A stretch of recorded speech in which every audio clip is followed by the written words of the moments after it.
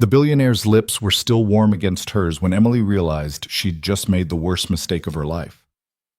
$1,000. That's what they'd paid her to humiliate Lucas Blackwood in front of Manhattan's elite. But he wasn't pulling away. His hand was on her waist, possessive, dangerous, and the entire ballroom had gone silent. This wasn't supposed to happen. She was supposed to grab the cash and disappear. Instead, she just dragged herself into the world of a man who never forgave, never forgot, and apparently never let go. If you want to see how this impossible story ends, stay until the very last word. And please, hit that like button and drop a comment telling me what city you're watching from. I love seeing how far these stories travel. The kiss that destroyed everything. Emily Carter's hands were shaking, and it wasn't from the cold. The Ashford Hotel ballroom was overheated, packed with bodies in designer gowns and custom tuxedos, the kind of people who spent more on a single cocktail than Emily made in a week. She stood near the service entrance with a tray of champagne glasses, trying to blend into the marble pillars and golden wallpaper, trying to be invisible the way poor people learned to be invisible in spaces like this. But tonight, she couldn't afford to be invisible. $1,000, Vanessa Sinclair had said 20 minutes earlier, her red lips curling into something that might have been a smile if smiles weren't supposed to have warmth in them. Cash, right now. All you have to do is walk up to Lucas Blackwood and kiss him, in front of everyone. Emily had stared at the stack of bills Vanessa held out like bait. 10 crisp hundreds. More money than she'd seen in months. That's it? Emily had asked, knowing it couldn't be that simple. Nothing was ever that simple. That's it? Vanessa's smile widened. Just a kiss. Public. Humiliating for him, profitable for you. Do we have a deal? Emily should have walked away. Should have told this woman with her diamond earrings and her cruel eyes to find someone else to do her dirty work. But the eviction notice was tucked in Emily's bag, and her brother's medical bills were stacked on her kitchen counter at home, and she was so goddamn tired of drowning. So she'd said yes. Now she was standing across the ballroom from Lucas Blackwood, and her heart was trying to climb out of her throat. He stood near the main bar, surrounded by men in expensive suits who laughed too loud at things that probably weren't funny. Lucas himself wasn't laughing. He held a glass of whiskey. Neat, Emily noticed, because of course a man like him wouldn't dilute anything, and his eyes scanned the room with the expression of someone who'd been to 1,000 parties exactly like this one and found them all equally tedious. Lucas Blackwood, 32 years old, billionaire, CEO of Blackwood Industries, which apparently did something important with technology and acquisitions that Emily didn't understand and couldn't afford to care about.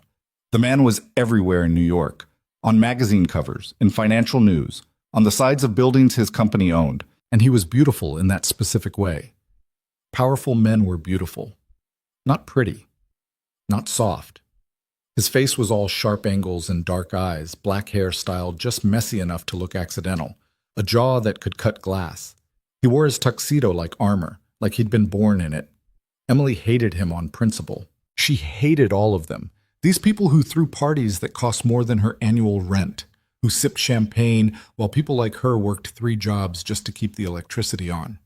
She hated that Vanessa Sinclair knew Emily was desperate enough to do this. Hated that Vanessa was right. But mostly, right now, Emily hated that her hands wouldn't stop shaking. You look lost. Emily jerked her head around. A waiter, older, kind eyes, was standing next to her with his own tray of drinks. First time working an event like this? He asked. Emily managed a weak smile. That obvious? You've got the look. He nodded toward the crowd. Like you're waiting for someone to figure out you don't belong here. Don't worry. These people don't actually see us. We're furniture to them.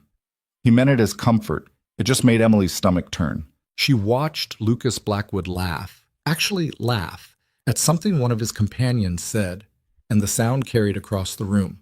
It was a nice laugh, real, the kind that made you want to know what the joke was. Emily gripped her empty tray tighter. Just walk up there. Kiss him. Take the money. Leave. Simple. Except her feet wouldn't move. You okay? The waiter asked. Yeah. Emily forced herself to breathe. Just nervous. You'll be fine. These events always feel overwhelming at first, but I have to go, Emily interrupted, because if she didn't do this now, she never would. She set down her tray, smoothed her simple black dress, the nicest thing she owned, which still looked like garbage compared to what everyone else was wearing. Vanessa was watching from across the room, one perfectly sculpted eyebrow raised in challenge. Emily started walking. The crowd seemed to part around her without anyone actually moving. She caught fragments of conversations, stocks, mergers, someone's vacation home in the Hamptons. The chandeliers overhead were so bright they made her eyes hurt.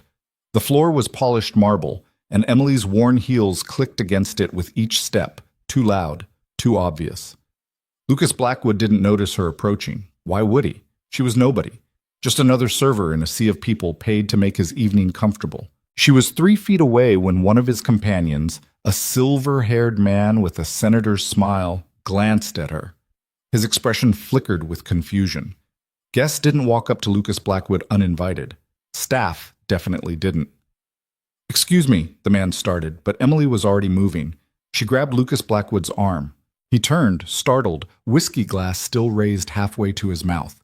Up close, he was taller than she'd expected. His eyes were dark brown, almost black, and they locked onto hers with an intensity that made her breath catch. "Can I help you?" His voice was deep, controlled, with just enough edge to remind her exactly who she was dealing with. Emily didn't let herself think, didn't let herself hesitate. She rose up on her toes, grabbed the lapels of his tuxedo jacket, and kissed him. For exactly 2 seconds, Lucas Blackwood went completely still. The ballroom around them didn't go silent all at once. It happened in waves. The people closest to them stopped talking first, then the ones behind them. Then everyone else as heads turned and whispers started spreading like wildfire. Emily's lips were pressed against his, and she could feel how rigid he'd gone, could sense the shock rolling off him in waves. This was it. He'd push her away. Security would drag her out. She'd grab the money from Vanessa and disappear into the New York night and try to forget this ever happened. But then Lucas Blackwood's hand came up to her waist, and he kissed her back. Not gently, not carefully. He dropped the whiskey glass. Emily heard it hit the floor, heard the crystal shatter, and his other hand tangled in her hair, tilting her head back as he deepened the kiss with a hunger that sent shockwaves straight through her entire body. This wasn't part of the plan. Emily made a sound, surprise, panic, something, against his mouth, but Lucas didn't let go. His fingers tightened in her hair.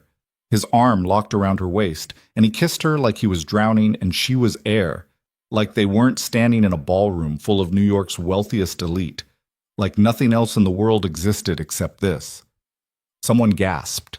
Someone else laughed nervously. Emily's hands were still gripping his jacket, but now she didn't know if she was trying to push him away or pull him closer. Her heart was slamming against her ribs. Lucas tasted like expensive whiskey and something darker, something that made her head spin. When he finally pulled back, slowly, reluctantly, the entire ballroom was staring. Lucas's eyes bore into hers. His hand was still tangled in her hair, his thumb brushing against her jaw with shocking gentleness. "Who are you?" he asked quietly. Emily couldn't breathe, couldn't think. The heat of his body against hers, the way he was looking at her like she'd just set his entire world on fire. Her voice came out broken. "I'm sorry. I didn't mean to—" "You didn't mean to kiss me?" One corner of his mouth lifted. Not quite a smile. Something more dangerous. That was fairly intentional? It was a mistake. Emily tried to step back, but his arm was still around her waist, solid as steel. "Please, I need to—" "Lucas." The voice cut through the moment like a knife. A woman in a silver gown was approaching, her expression carefully blank in that way people practiced when they were furious but too well-bred to show it. "Catherine?" Lucas's tone went flat. He released Emily so suddenly she almost stumbled. "I didn't realize you'd be here." "Clearly." Catherine's eyes flicked to Emily with barely concealed contempt. "Should I assume this is a friend of yours?" "Something like that." Lucas straightened his jacket, and just like that, the heat was gone from his expression. He was back to being the untouchable billionaire, and Emily was just a girl who'd made a catastrophic error in judgment. Emily took her chance. She turned and pushed through the crowd, ignoring the whispers, ignoring the way people stared. Her face was burning, her lips still tingled. She needed to get out of here, needed to find Vanessa, get her money, and a hand caught her wrist. Emily spun around. Lucas had followed her, leaving Catherine and his companions behind. The crowd parted for him automatically. Wait, he said. I can't. Emily tried to pull free, but his grip was firm without being painful. I'm sorry, I shouldn't have done that. Just let me go. What's your name? It doesn't matter. It matters to me. Emily finally yanked her hand free. Why? So you can have security throw me out? Consider it done. I'm leaving. She made it another 10 steps before she heard him call after her. At least tell me why. Emily stopped. She shouldn't engage, shouldn't turn around, but something in his voice made her pause. When she looked back, Lucas Blackwood stood in the middle of the ballroom with everyone watching, and he looked lost. Just for a second. Just long enough for Emily to see past the billionaire armor to something raw underneath. Someone paid me, Emily said, and hated how small her voice sounded. $1,000 to walk up and kiss you in front of everyone. I'm sorry, I needed the money. She didn't wait for his reaction, didn't want to see the anger or disgust or whatever came next. She turned and walked straight toward the exit, her vision blurring with tears she refused to let fall until she was outside. The cold March air hit her like a slap when she pushed through the hotel doors. Manhattan stretched out around her, lights and traffic and 8 million people who had no idea that Emily Carter had just destroyed her own life for $1,000. Except when she looked around for Vanessa, the woman was gone. No money, no payment, nothing. Emily stood on the sidewalk outside the Ashford Hotel and started laughing, because what else was there to do? She'd humiliated herself and Lucas Blackwood in front of New York's elite for absolutely nothing. Her phone buzzed.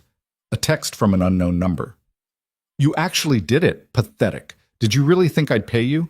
Enjoy the consequences. Emily stared at the message until her vision went blurry again. Then she started walking. She didn't know where she was going, didn't care. Her apartment was 40 blocks north, but she couldn't face it yet. Couldn't face the eviction notice, or her brother's worried questions, or the reality that she'd just torpedoed what little stability she had left for a prank that hadn't even paid out. She walked for hours. By the time Emily finally made it home, it was past midnight. The building was quiet, the stairs creaking under her feet as she climbed to the third floor. Her hands shook as she unlocked the door. Em? Her brother's voice came from the living room. 17-year-old Danny was curled up on their threadbare couch with textbooks spread around him, trying to study despite the exhaustion written across his face. You're home late, he said, looking up. Then his expression changed. What happened? Nothing. Emily dropped her bag and kicked off her heels. Just a long night. You look like you've been crying. I'm fine. I said I'm fine. The words came out sharper than she intended. Danny flinched and guilt crashed over her immediately. I'm sorry. I didn't mean to snap. I'm just tired. Danny watched her with those two old eyes that kids got when they'd been through hell. Their parents had died in a car accident 3 years ago, leaving Emily to raise him at 27. Then Danny got sick. Leukemia. The treatments were working, but the bills were astronomical, and Emily's 3 jobs still weren't enough. Did something happen at the event? Danny asked quietly. Emily thought about Lucas Blackwood's hand in her hair, his mouth on hers, the way the entire ballroom had gone silent. Thought about Vanessa Sinclair's cruel smile and the text message still burning in her phone. No, she lied. Just rich people being rich people. Go to bed. You have school tomorrow. So do you. Danny gathered his books. You're working the breakfast shift at the cafe, right? Yeah? Get some sleep, Em. She nodded, but they both knew she wouldn't. Sleep meant time to think, and thinking meant remembering, and Emily couldn't afford to remember the way Lucas Blackwood had looked at her before she'd told him the truth. She waited until Danny's bedroom door closed, then pulled out her phone. 17 missed calls. 12 voicemails. All from numbers she didn't recognize. The first voicemail was from a woman who identified herself as a reporter for the New York Post. Hi, I'm trying to reach Emily Carter. We're running a story about the incident at the Ashford Hotel tonight, and we'd love to get your comment. Please call me back at... Emily deleted it, opened the next one. Absolutely need to speak with you about your relationship with Lucas Blackwood. Delete. Offering an exclusive interview if you're willing to... Delete. She made it through 6 voicemails before her hands started shaking too hard to hold the phone. They knew her name. The press knew her name. Emily opened her laptop, ancient, running on borrowed time, and typed her own name into Google. The first result was from 20 minutes ago. Mystery woman kisses billionaire Lucas Blackwood at charity gala. Who is Emily Carter? Below it, dozens more. Blackwood's secret romance, CEO caught in passionate kiss with unknown woman. Lucas Blackwood finally moving on. Intimate moment shocks Manhattan elite. Emily clicked the first article with trembling fingers. There was a photo. Someone had taken a photo of the kiss. Lucas's hand was in her hair, her fingers clutching his jacket, and the image captured the exact moment before everything fell apart. They looked like lovers, like they'd done this 1,000 times before. The article itself was worse. Lucas Blackwood, 32, CEO of Blackwood Industries and one of New York's most eligible bachelors, was photographed in an intimate embrace with an unidentified woman at the annual Ashford Children's Hospital charity gala last night. Sources at the event described the moment as shocking and completely unexpected, with Blackwood, known for his private nature and devotion to his 6-year-old daughter, publicly displaying affection in a way he hasn't since the death of his wife 4 years ago. The woman has been identified as Emily Carter, 30, who appears to have been working as service staff at the event. Her connection to Blackwood is currently unknown, though witnesses report the kiss appeared mutual and intensely passionate. Blackwood's representatives have not yet commented on the incident. Emily closed the laptop before she could read any more. 6-year-old daughter, wife who died 4 years ago. Lucas Blackwood wasn't just a billionaire. He was a widowed father, and she'd kissed him in front of everyone as part of some socialite's revenge scheme without knowing anything about him. Her phone buzzed again. Another unknown number. She turned it off. The apartment was too quiet, too small. The walls felt like they were closing in, and Emily couldn't breathe, couldn't think past the rising panic in her chest. She'd ruined everything. Her face would be in every tabloid by morning. The cafe would probably fire her. They couldn't afford the publicity. The hospital would see the articles and assume she had money now, would come after her harder for Danny's bills. And Lucas Blackwood. Emily pressed her hands against her face and tried not to cry. She failed. The next morning came too fast and hurt too much. Emily dragged herself to the cafe at 5:30 a.m., running on 2 hours of fitful sleep and pure spite. Her manager, Rita, took one look at her and frowned. "You okay, honey?" "Fine." Emily tied on her apron with shaking fingers. "Just tired." "You look awful." "Thanks, Rita. Really needed that today." Rita's expression softened. "I saw the news." Emily went very still. "What?" "The articles. About you and that billionaire." Rita lowered her voice even though they were alone in the cafe. What the hell happened?" "It was a mistake." Emily busied herself wiping down the counter that was already clean. "Someone paid me to do it as a prank. I was stupid. It's over." "Honey, your face is on the front page of the Post." Emily's stomach dropped. "What?" Rita pulled out her phone and showed her. Sure enough, there was the photo. Emily and Lucas, frozen in that perfect, terrible moment, plastered across the tabloid's front page with the headline, "Who is she? Billionaire Dad. Lucas Blackwood's mystery woman revealed." "I need this job, Rita." Emily's voice cracked. "Please don't fire me. I know this looks bad, but I swear it won't affect the cafe. Nobody's going to care in a few days and—" "Fire you?" You've worked here for 3 years without calling in sick once. I'm not firing you." Rita squeezed her shoulder. "But you need to be prepared. This might get messy." She had no idea how right she was. The breakfast rush started at 7. By 7:15, there were reporters outside. Emily saw them through the cafe windows. 3 people with cameras and microphones, waiting like vultures. One of them spotted her and raised his camera. "Back door," Rita said immediately. "Now." "I can't just leave." "Yes, you can. I've got this. Go home, Em. Take the day." Emily wanted to argue, but another reporter joined the group outside and panic won. She grabbed her bag and fled through the back exit into the alley behind the cafe. She made it half a block before someone called her name. Emily Carter." A young woman in a blazer jogged toward her, phone already recording. "Just a few questions about your relationship with Lucas Blackwood." "I don't have a relationship with him." Emily walked faster. But the photos? It was a mistake. Leave me alone. Is it true someone paid you to kiss him? Our sources say. Emily broke into a run. She didn't stop until she was 6 blocks away, ducked into a bodega she'd never been to before, breathing hard and trying not to throw up. The elderly Korean man behind the counter looked at her with concern. You okay, miss? Fine. Emily wiped her eyes. Sorry, I'm fine. She bought a coffee she didn't want and sat in the back corner until her hands stopped shaking. Her phone, turned back on out of necessity, was exploding with notifications. More calls, more voicemails, text messages from numbers she didn't recognize, some offering money for interviews, others calling her terrible names. One message stood out. It was from her landlord. Emily, I saw the news. We need to talk about your lease. She stared at the message until the words stopped making sense. This was happening. Her entire life was imploding because of one stupid, desperate decision, and there was nothing she could do to stop it. Her phone rang. Another unknown number. Against her better judgment, Emily answered. Ms. Carter? The voice was female, professional, unfamiliar.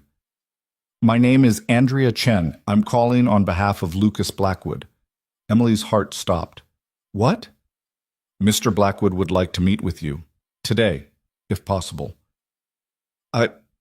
No. Tell him I'm sorry, but I can't. Ms. Carter, I understand this situation is overwhelming, but Mr. Blackwood is prepared to help you manage the media attention if you're willing to speak with him, privately. He wants to help me? Emily laughed, and it came out slightly hysterical.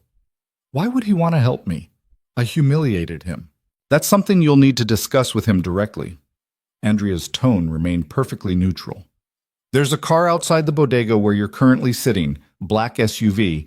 The driver will bring you to Mr. Blackwood's office whenever you're ready. Emily looked out the window.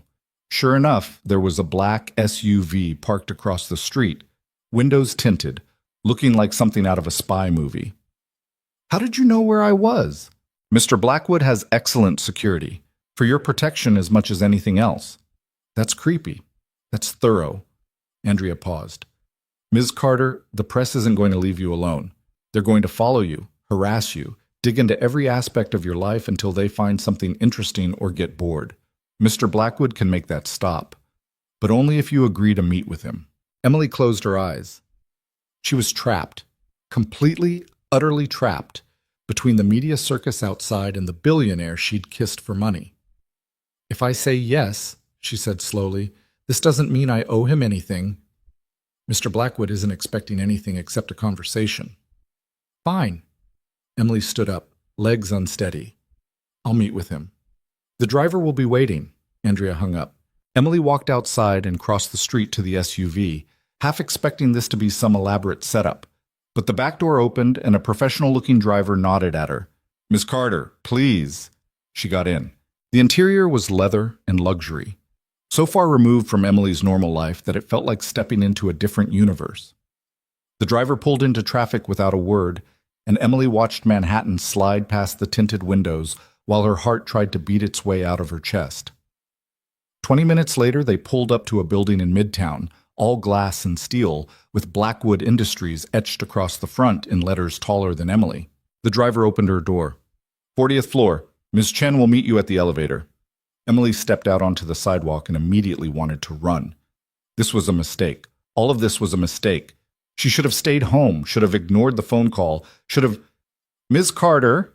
Andrea Chen stood in the building's lobby. Early 30s, perfectly tailored suit, the kind of competence that came from years of managing impossible situations. Follow me, please. The elevator ride to the 40th floor lasted an eternity. Andrea didn't speak, and Emily was too nervous to try. The walls were mirrors, and Emily caught sight of herself. Rumpled clothes, dark circles under her eyes, hair that desperately needed washing. She looked like exactly what she was, a poor girl way out of her depth.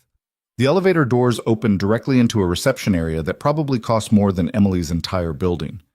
This way. Andrea led her through a hallway lined with abstract art that Emily was pretty sure was supposed to be meaningful, past assistants who glanced up curiously to a set of double doors at the end. Andrea knocked once, then opened them without waiting for an answer. Mr. Blackwood, Miss Carter is here. Emily stepped inside and her breath caught. The office was enormous. Floor-to-ceiling windows overlooking Manhattan, minimalist furniture that probably cost six figures, and standing behind a desk large enough to land a plane on was Lucas Blackwood. He looked different in daylight, tired. His suit was perfect, his expression controlled, but there were shadows under his eyes that matched Emily's. "Thank you, Andrea," he said without looking away from Emily. "We'll need privacy."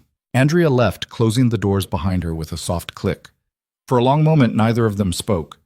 Then Lucas said very quietly, "Why did you really do it?" Emily's hands clenched into fists at her sides. "I told you. Someone paid me." "Vanessa Sinclair." It wasn't a question. Emily nodded anyway. "And you needed the money badly enough to humiliate both of us in public." His voice was still quiet, still controlled, but there was an edge underneath that made Emily's skin prickle. "Yes." "Why?" "Does it matter?" "To me? Yes."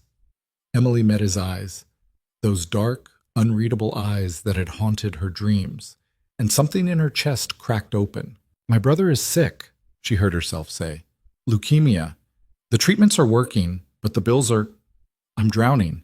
I work 3 jobs and it's not enough. My landlord is threatening to evict us. The hospital keeps calling. I can't..." Her voice broke. "I can't keep him alive and keep us housed and keep myself together. And Vanessa offered me $1,000 to kiss you. So I did. I'm sorry. I know that doesn't fix anything, but I'm sorry." Silence. Lucas walked around his desk slowly, and Emily fought the urge to back away.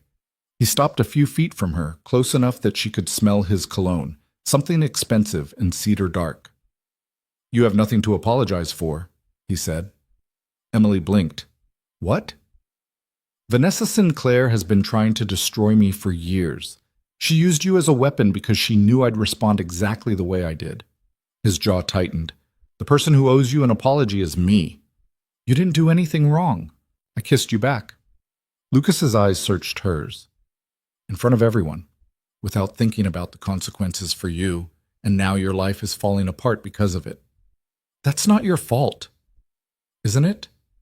He reached up like he was going to touch her face, then stopped himself. "I could have pushed you away, should have. Instead, He trailed off, something unreadable flickering across his expression. Emily's heart was racing. "Instead, you what?" Lucas looked at her for a long moment. Then he said, "Instead, I forgot where I was. Forgot who was watching. For the first time in 4 years, I felt something other than grief, and I didn't want to let go." The words hung in the air between them, raw and honest and terrifying. Emily couldn't breathe. "Mr. Blackwood?" "Lucas." His voice went soft. "Call me Lucas." "Lucas?" His name felt strange in her mouth. Intimate. "What do you want from me?" "Nothing you're not willing to give." He stepped back, putting distance between them again, and Emily could see the walls going back up. "But I can help you. With the medical bills, the eviction, the media, all of it. If you'll let me." "Why would you do that?" "Because Vanessa used you to hurt me, and I won't let her win." Lucas returned to his desk, all business now. "Also because I don't like seeing people suffer when I can prevent it. I don't need charity. It's not charity, it's..." He hesitated. "Call it reparations. For dragging you into my mess." Emily wanted to refuse, wanted to tell him to keep his money and his guilt and his complicated feelings. But Danny's face flashed through her mind, pale and tired, trying so hard to be brave. And pride was a luxury she couldn't afford. "What's the catch?" she asked. Lucas almost smiled. "Smart. The catch is that we need to control the narrative before it controls us. The media thinks we're having some kind of secret romance. If we deny it now, they'll dig deeper, make it worse. But if we give them a story they can accept..." Understanding dawned cold and sick in Emily's stomach. "You want to fake a relationship. I want to let them think what they're already thinking. You attend a few events with me. We're seen together publicly. In a few months, we have an amicable breakup, and everyone moves on." "That's insane. That's Manhattan." Lucas leaned against his desk. "The alternative is watching the press tear you apart for sport. Trust me, Emily, I've seen what they do to people who don't fit their narrative. It's not pretty." Emily wrapped her arms around herself. And what do I get out of this, besides not being destroyed by the tabloids? I pay off your brother's medical bills, all of them. I pay your rent for the next year, and I make sure you and Danny are protected, security, legal support, whatever you need. It was too much, too generous, too perfect. What do you really want? Emily asked again. Lucas was quiet for a long moment. Then he said, My daughter Sophie is 6 years old. She hasn't seen me smile in 4 years. But last night, after I got home from that party, she asked me who the pretty lady was who made me happy. And I realized, he stopped, jaw working. I realized she doesn't remember what it looks like when I'm not grieving, and that's not fair to her. So this is for your daughter. This is for all of us. Lucas's eyes met hers. You need help. I need to move forward. Sophie needs to see that happiness is still possible. Maybe we can give each other that.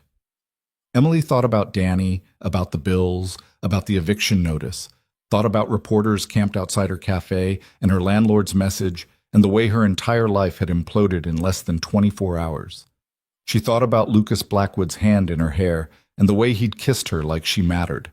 Okay, she said before she could change her mind. I'll do it.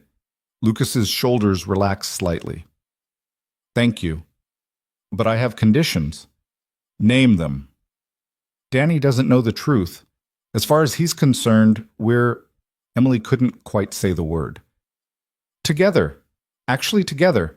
I won't lie to him about anything else, but I can't have him worrying that this is fake. Agreed. And when this ends, it ends clean. No drama, no mess. We tell a simple story and walk away. Agreed. And Emily hesitated. I need to know this won't hurt Sophie. If she's going to get attached to me and then I disappear. Sophie is resilient. But Lucas's voice had gone tight. I'll make sure she understands this is temporary. Emily nodded slowly. Then we have a deal. Lucas extended his hand. Emily stared at it for a moment. Strong, elegant, the hand of a man who'd built an empire, before she shook it. His grip was warm, firm. It felt like signing away her soul. I'll have Andrea draw up the paperwork, Lucas said. Non-disclosure agreement, financial arrangements, everything official. You'll move into my penthouse by the end of the week. Emily's eyes went wide. Move in with you? The press needs to believe this is real. That means being seen together, living together. He must have seen the panic on her face because he added, You'll have your own room, your own space, and Danny is welcome, of course. Okay. Emily's head was spinning. Okay. Andrea will handle the logistics. For now, let's get you out of here before the press realizes where you are. He walked her to a private elevator, because of course he had a private elevator, and pressed the button for the parking garage. Emily, Lucas said as the doors started to close. She looked up. Thank you, he said quietly, for agreeing to this. I know it's not ideal. Nothing about this is ideal. Emily managed a weak smile. But I guess we're stuck with each other now. The doors closed on whatever Lucas might have said next. Emily rode down to the garage alone, her hand still tingling from where he'd held it, and wondered what the hell she'd just agreed to. The penthouse was nothing like Emily had imagined, which was stupid because she should have expected exactly this. 40 floors above Manhattan, floor-to-ceiling windows that made the city look like a toy model, furniture that probably cost more than most people's houses. What she hadn't expected was how empty it felt. Lucas gave her the tour himself, which surprised her. She'd assumed he'd hand her off to Andrea or some housekeeper, but instead he walked her through room after room of perfectly designed, barely lived-in space, his hands in his pockets like he didn't quite know what to do with them. Your room, he said, opening a door to a bedroom that was bigger than Emily's entire apartment. Bathrooms through there, closets already stocked. Andrea had someone pull clothes in your size. If anything doesn't fit or you hate it all, just tell her. Emily stepped inside and tried not to visibly panic. The bed was enormous, covered in white linens that looked like they'd never been slept in. Abstract art hung on the walls. Through another door, she could see a bathroom with a tub big enough to swim in. This is too much, she said. It's a guest room. Lucas, I've seen apartments smaller than this bathroom. He almost smiled. Danny's room is next door. I had them set it up with a desk for homework, and there's a gaming system if he wants it. Sophie's room is down the hall. She stays with me Thursday through Sunday every week. Shared custody with my late wife's parents. Emily turned to look at him. You don't have to explain your custody arrangement to me. I know, but you'll meet Sophie tomorrow, and I thought... He trailed off, running a hand through his hair in a gesture that made him look suddenly younger. I thought you should know what you're walking into. A 6-year-old who doesn't remember seeing you happy. Emily repeated his words from earlier, watching his expression tighten. That's what you said. I shouldn't have told you that. Why not? It's the truth, isn't it?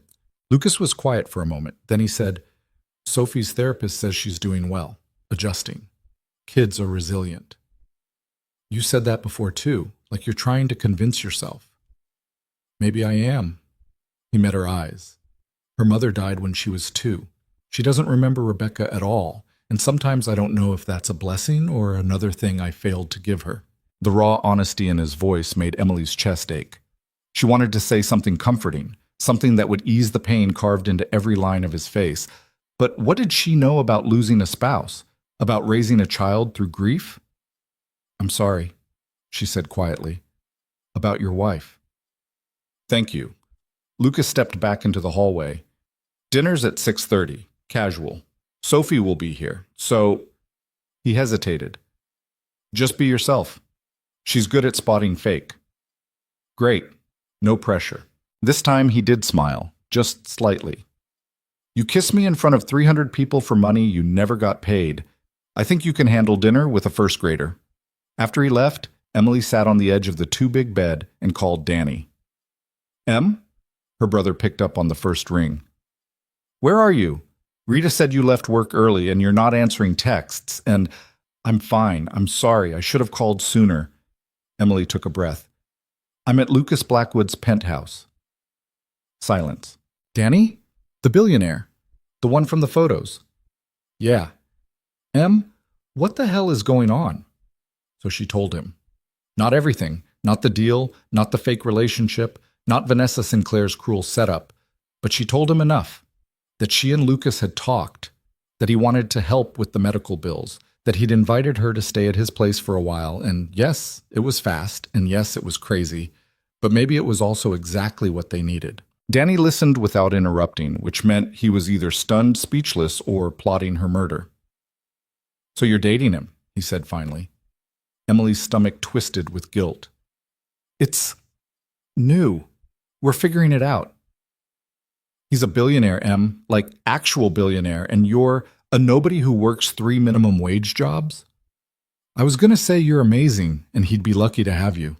Danny's voice went soft. But yeah, also that.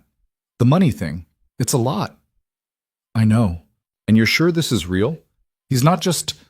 Danny trailed off. You know. Using me? Emily finished. No.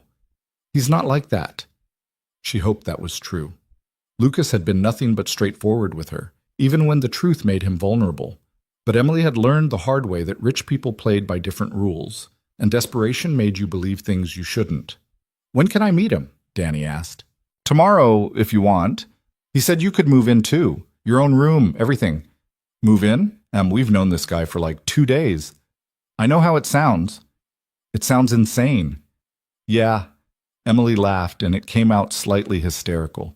It really does, but Danny, he's going to pay off your medical bills, all of them. And I know you're going to say we can't accept that, but we can't accept that. We're drowning. Emily's voice cracked.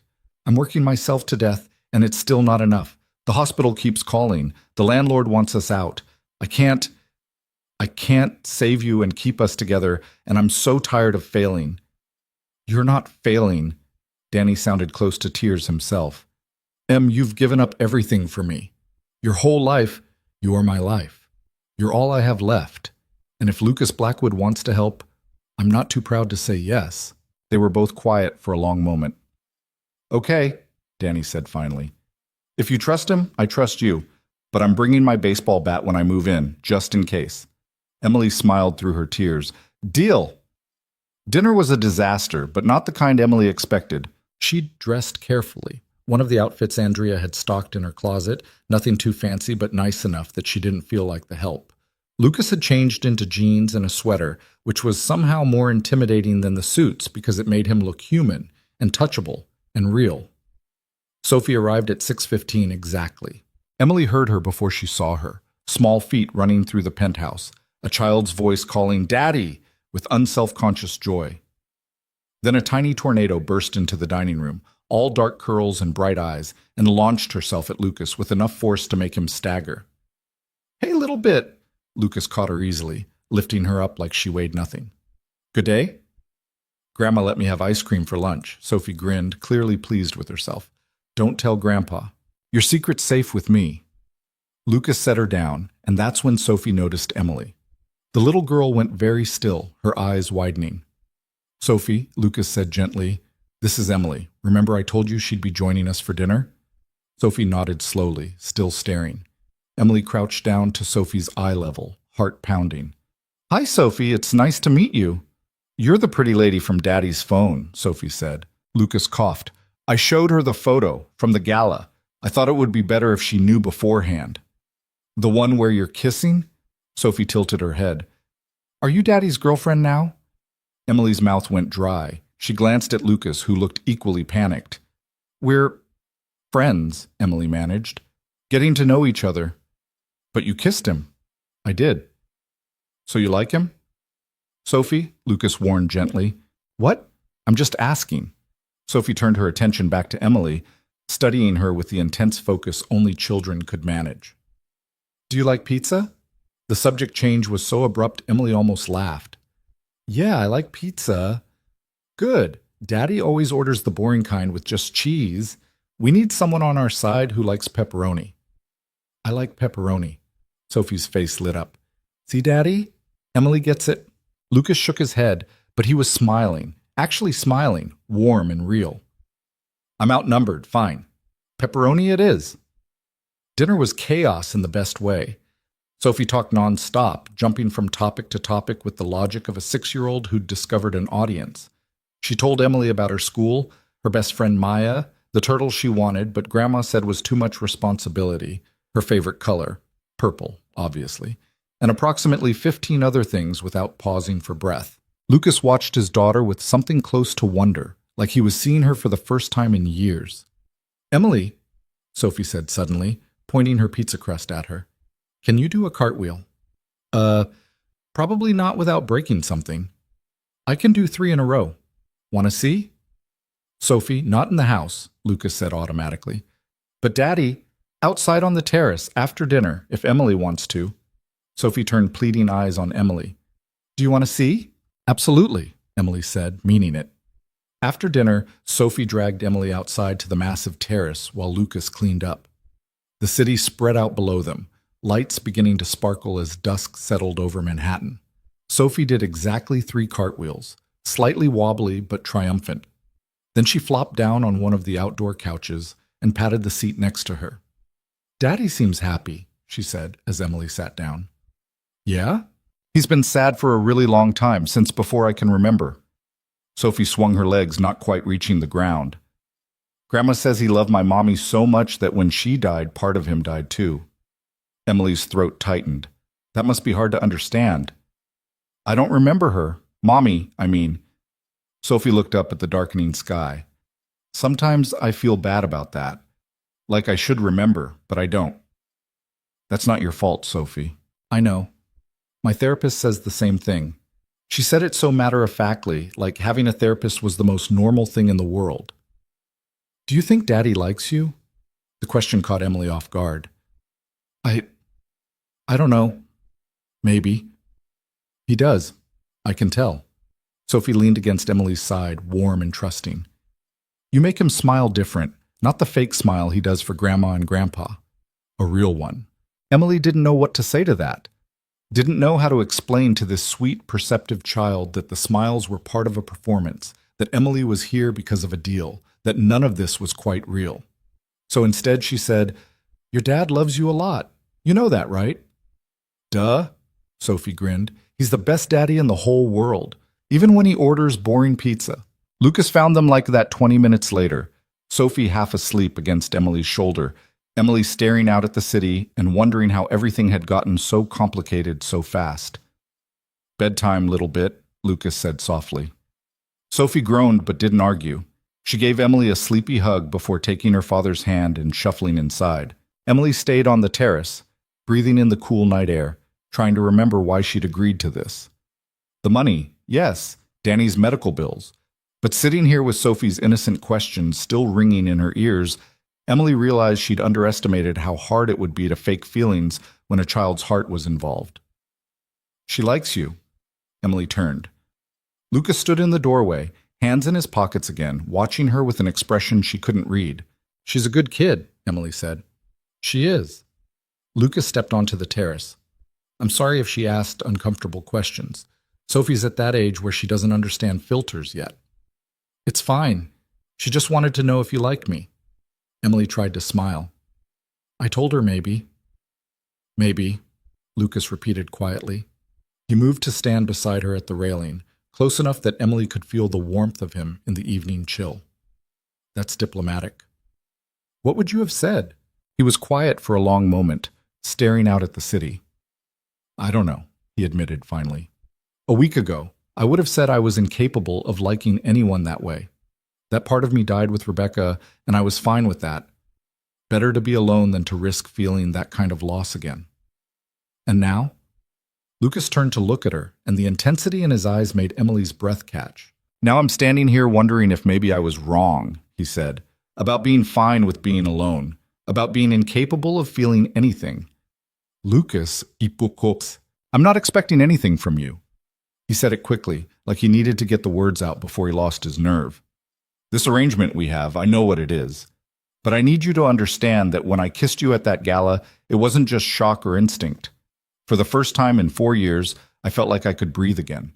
And I know that's not fair to put on you, but stop. Emily held up a hand, heart racing.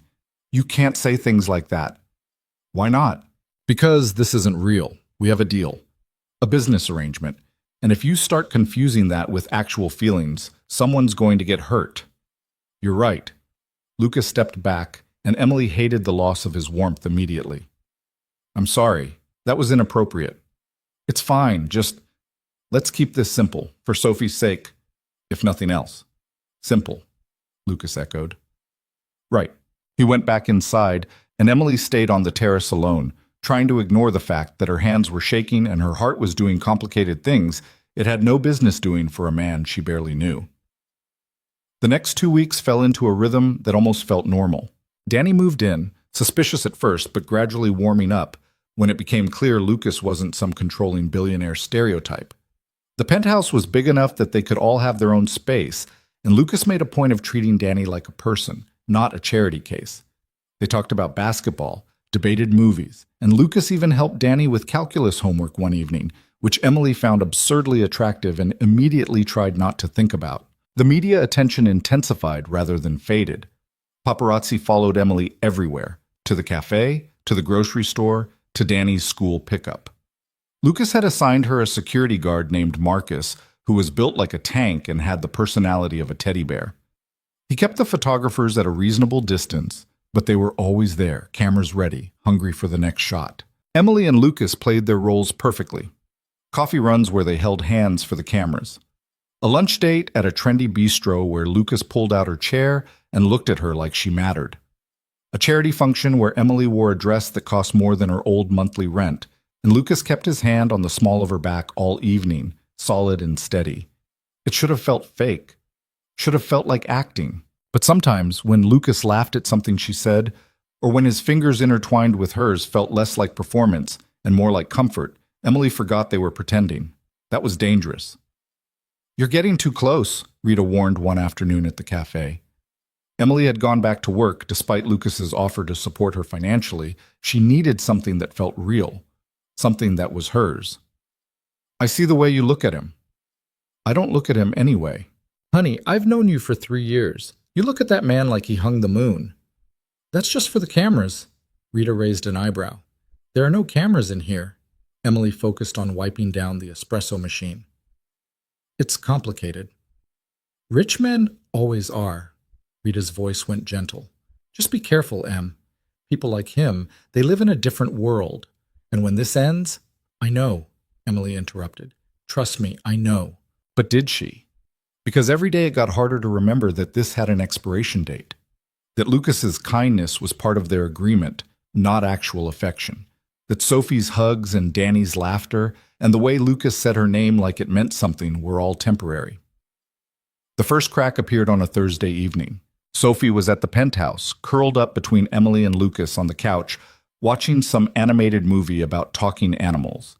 Danny had claimed the other couch with a bowl of popcorn. It was domestic and comfortable and everything Emily had never let herself want. Then Lucas's phone rang. He glanced at the screen and his entire body went rigid. "I need to take this." He disappeared into his office and Emily tried to focus on the movie, but she could hear his raised voice through the door. Not the words, just the tone. Angry, frustrated, hurt. When he came back 20 minutes later, his face was carefully blank. "Everything okay?" Emily asked quietly while Sophie was distracted by the movie.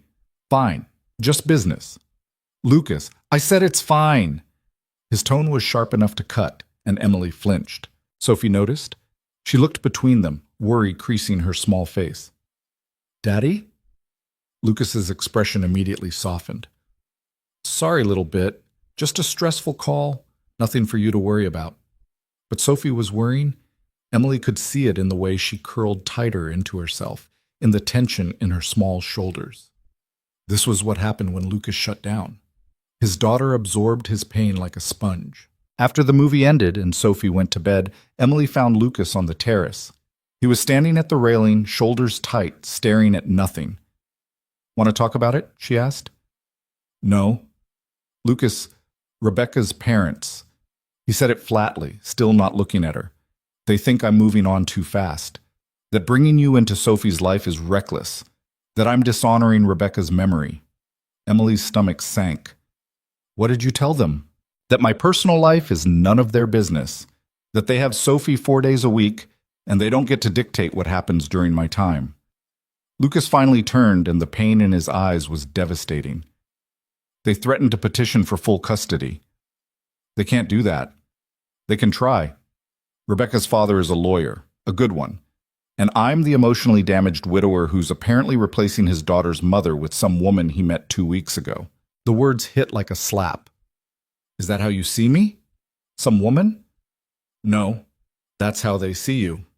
Lucas ran his hands through his hair, frustration bleeding through every line of his body. "They see a gold digger, a poor girl chasing a rich man.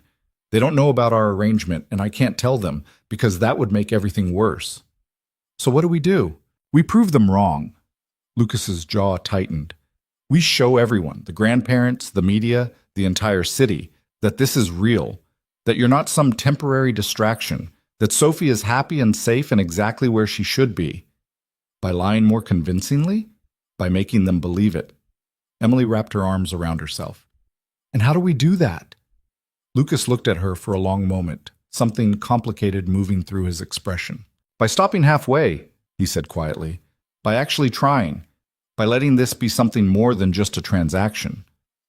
"Lucas, that's not what we agreed to." "I know." He stepped closer and Emily's heart started racing. "But maybe we agreed to the wrong thing. Maybe we were both too scared to admit that this could be real if we let it." "You don't know me." "Not really." "I know you work yourself to exhaustion for your brother. I know you're kind to Sophie even when you don't have to be. I know you make terrible coffee and you stress organize when you're nervous and you haven't had a full night's sleep in years." Lucas reached up, hesitating, then gently tucked a strand of hair behind her ear. "I know more about you than I've bothered to learn about anyone in 4 years." Emily couldn't breathe. His hand was still near her face, warm and careful, and she could feel herself leaning into it. "This is a bad idea," she whispered. "Probably. We're going to hurt each other." "Maybe." His thumb brushed her cheek. "Or maybe we'll figure out how to be happy again. Both of us." Emily should have stepped back, should have reminded him about boundaries, about the deal, about all the reasons this was dangerous. But she was so tired of being alone, so tired of pretending she didn't feel something every time Lucas looked at her like she was the only person in the room. "I don't know how to do this," she admitted. "Neither do I." Lucas smiled slightly. "We'll figure it out together." He leaned in slowly, giving her every chance to pull away. Emily didn't move, couldn't move. When his lips met hers, Gentle this time, instead of desperate. Something in her chest cracked wide open. This kiss was nothing like the one at the gala. That had been performance and shock and adrenaline. This was real.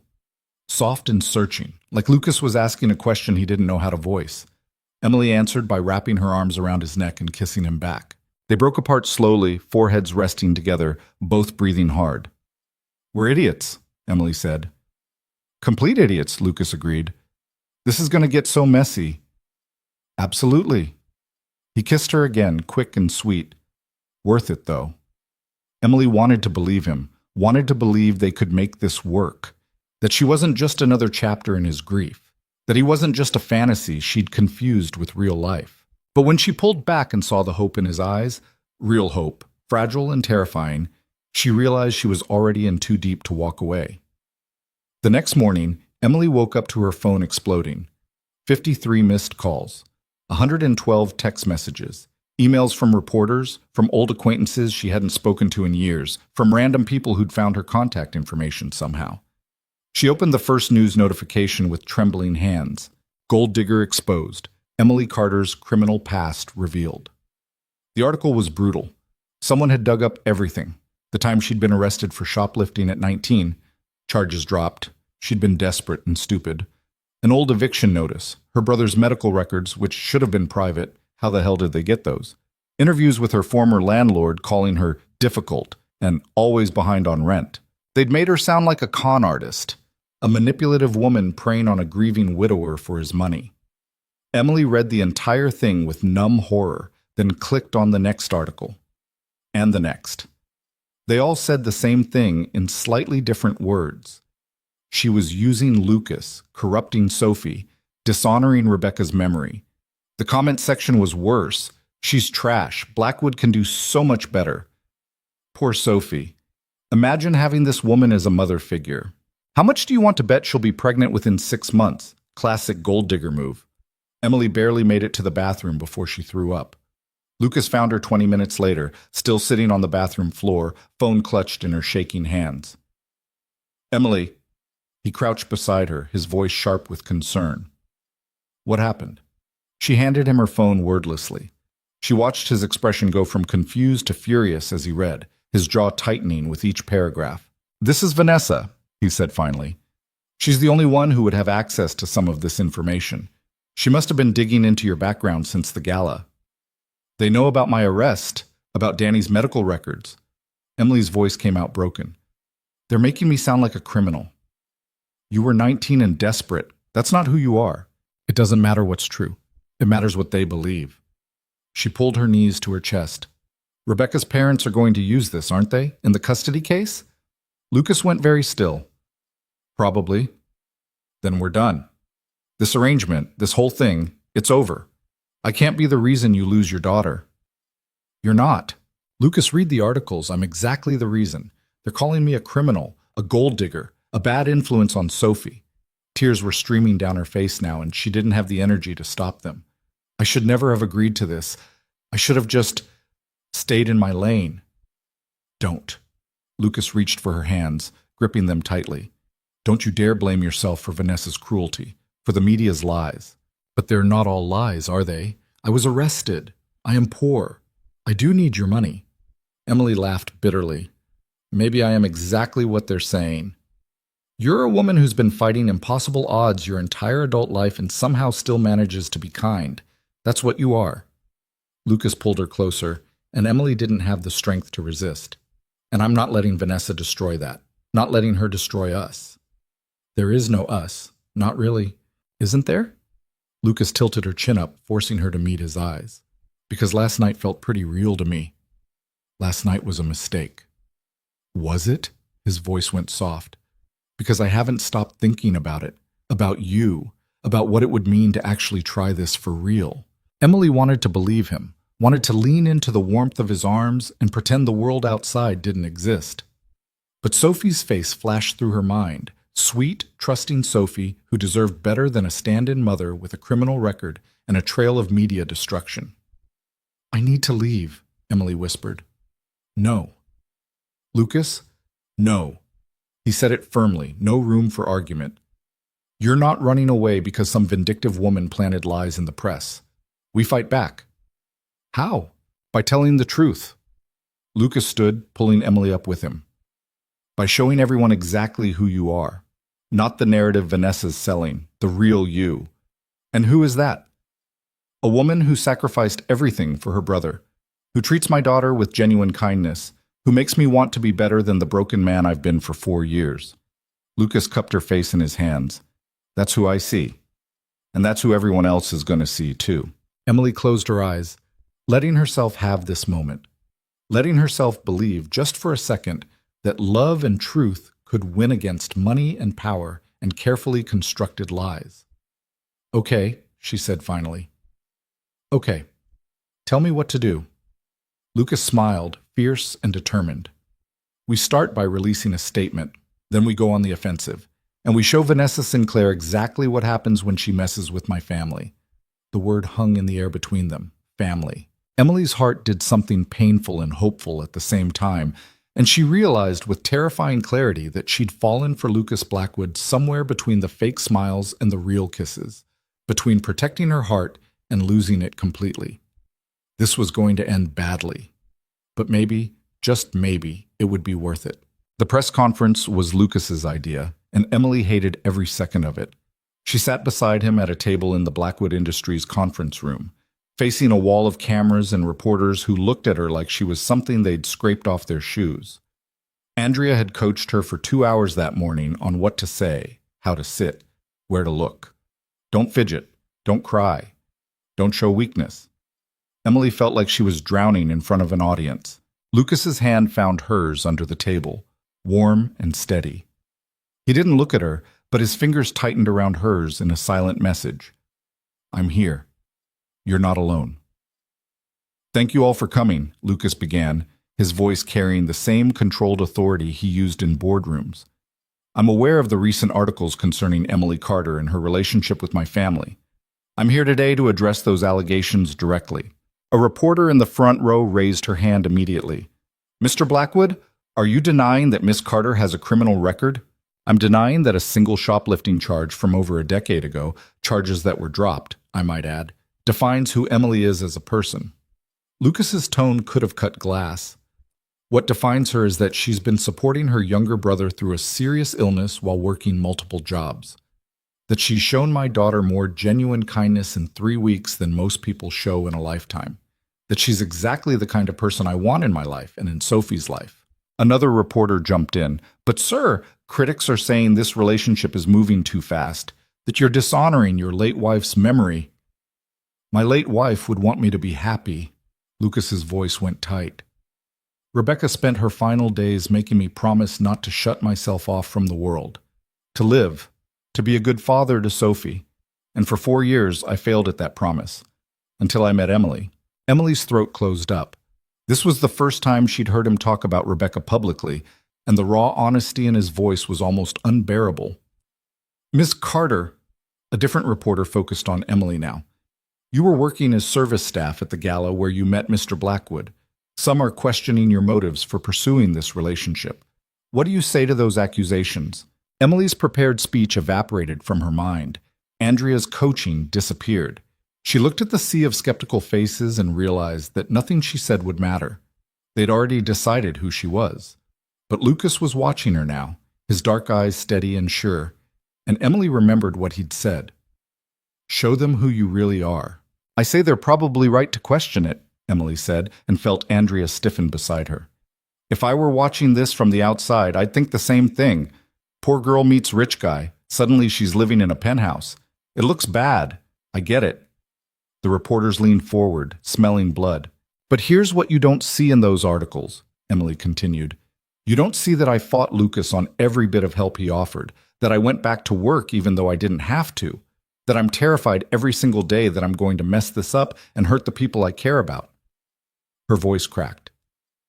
You don't see that falling for Lucas Blackwood was the last thing I wanted to do, because people like me don't get happy endings with people like him. But I did it anyway. And maybe that makes me stupid or naive, but it doesn't make me a gold digger. Boy. Silence fell over the room. Lucas's hand tightened around hers again, And when Emily glanced at him, his expression was soft with something that looked dangerously close to love. "Are you saying you're in love with Mr. Blackwood?" someone called out. Emily's heart stopped. This was it. The moment where she either committed to the lie completely or destroyed everything they'd built. She looked at Lucas. He was watching her with barely controlled tension, waiting for her answer like it mattered more than anything else in the world.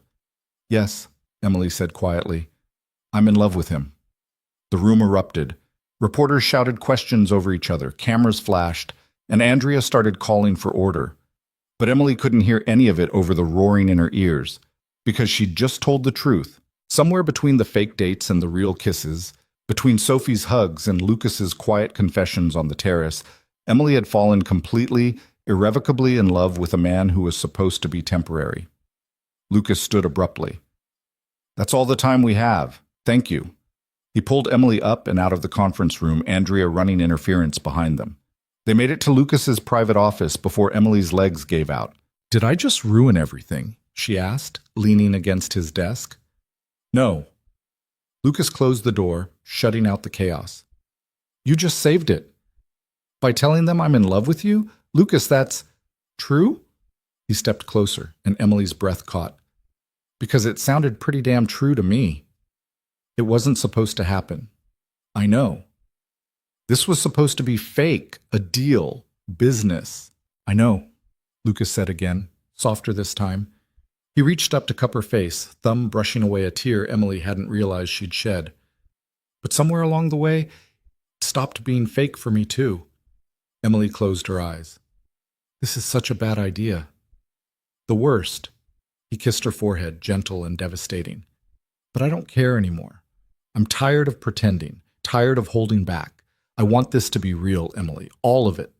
What if it doesn't work? What if we crash and burn and Sophie gets hurt and then we'll figure it out?" Lucas pulled her against his chest, and Emily let herself sink into his warmth. "Together, like we've been doing all along."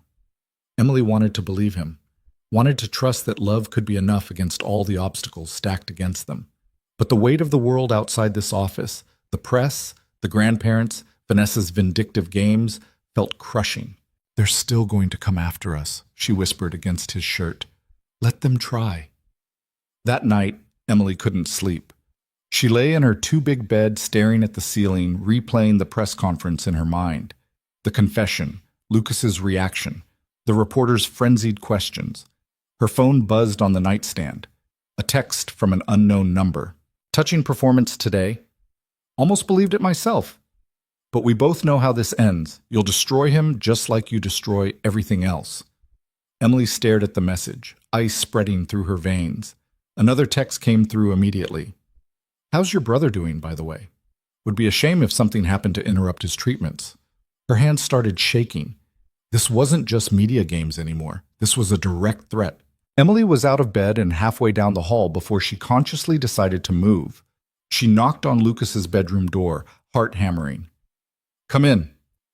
Lucas was sitting up in bed with his laptop, still working despite the late hour. When he saw her face, he immediately set it aside. "What happened?" Emily showed him the texts. The temperature in the room dropped about 20 degrees. Lucas read the messages twice, his expression going darker with each word. "She threatened Danny," Emily said, voice shaking. "Lucas, if she goes after him?" "She won't." Lucas was already reaching for his phone. "I'm calling security. Marcus will stay with Danny around the clock. I'll have someone at the hospital too, monitoring his treatments." "This is insane. We need to go to the police." "And tell them what? That someone sent anonymous threatening texts? They won't do anything without proof." Lucas made 3 calls in rapid succession, his voice clipped and commanding. Then he turned back to Emily. "But my security team will. And my investigators. If Vanessa Sinclair thinks she can threaten my family and walk away clean, she's about to learn exactly how wrong she is." The word again, family. Emily wrapped her arms around herself. "I shouldn't have done the press conference, shouldn't have said any of that. I just made everything worse." "You told the truth. That's never wrong. It is when the truth puts people in danger."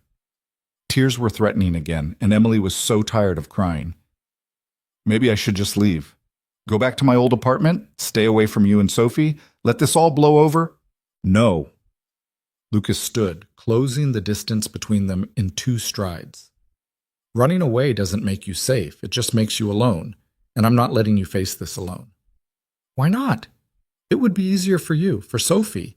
You could tell everyone we broke up that I was exactly what they said, and I'd be lying. Lucas gripped her shoulders, forcing her to look at him. Emily, I meant what I said earlier. This stopped being fake for me weeks ago. Maybe the moment you kissed me at that gala and I kissed you back like my life depended on it. I don't know when it happened, just that it did. And I'm not walking away from that because some vindictive woman is playing games. It's not a game when she's threatening Danny, which is why we're going to end this, permanently. Something dangerous flickered in Lucas's eyes. I've been playing defense this whole time, being careful, protecting my reputation and Sophie's stability, but Vanessa just crossed a line and now the gloves come off. Emily had seen Lucas in business mode before, commanding, powerful, untouchable. But this was different. This was personal. And it was terrifying how much she wanted to let him fight this battle for her. What are you going to do? She asked. What I should have done years ago, destroy her completely. The next morning brought unexpected backup. Emily was drinking coffee in the kitchen when Danny appeared, already dressed for school, looking more determined than she'd seen him in months. I'm doing an interview, he announced. Emily nearly dropped her mug. What? With that reporter from the Times, the one who keeps calling. Danny grabbed a bagel from the counter. I'm going to tell them the truth about you, about everything you've done for me, how you're not some gold digger, you're just my sister who's been keeping me alive. Danny, no, you don't need to get involved in this mess. I'm already involved. You're getting death threats because you fell in love with someone, and that's insane. Danny's voice cracked. Let me help, Em, please. Lucas appeared in the doorway. He's right. You're supposed to be on my side, Emily said. I am on your side, which is why I think Danny's interview is a good idea. Lucas poured himself coffee, perfectly calm. The press has been painting you as this manipulative villain, but they haven't heard from the person who knows you best, who's seen you sacrifice everything without asking for anything in return. Emily looked between them, her little brother who wasn't so little anymore, and the man who'd somehow become her entire world in less than a month. Fine, she said finally, but Danny, you have to be careful. They're going to ask intrusive questions about your illness, about our parents, about... I can handle it. Danny hugged her quickly. Trust me, okay? The interview ran 2 days later. Emily read it with her heart in her throat, sitting on the terrace while Lucas worked in his office and Sophie was at school. The sister behind the headlines, Danny Carter speaks out. My sister Emily has worked 3 jobs for the past 3 years to keep me alive. 17-year-old Danny Carter tells me over coffee near his Manhattan high school. She was 27 when our parents died and I got sick. She could have put me in foster care, could have focused on her own life. Instead, she gave up everything, college, friends, any chance at a normal life, to be my parent and my caretaker and my entire support system. Carter's voice is steady, but his hands shake slightly as he continues. So when I see articles calling her a gold digger or saying she's using Lucas Blackwood, I want to laugh. Because Emily doesn't use people. She saves them. She saved me. And honestly, I think she saved Lucas too.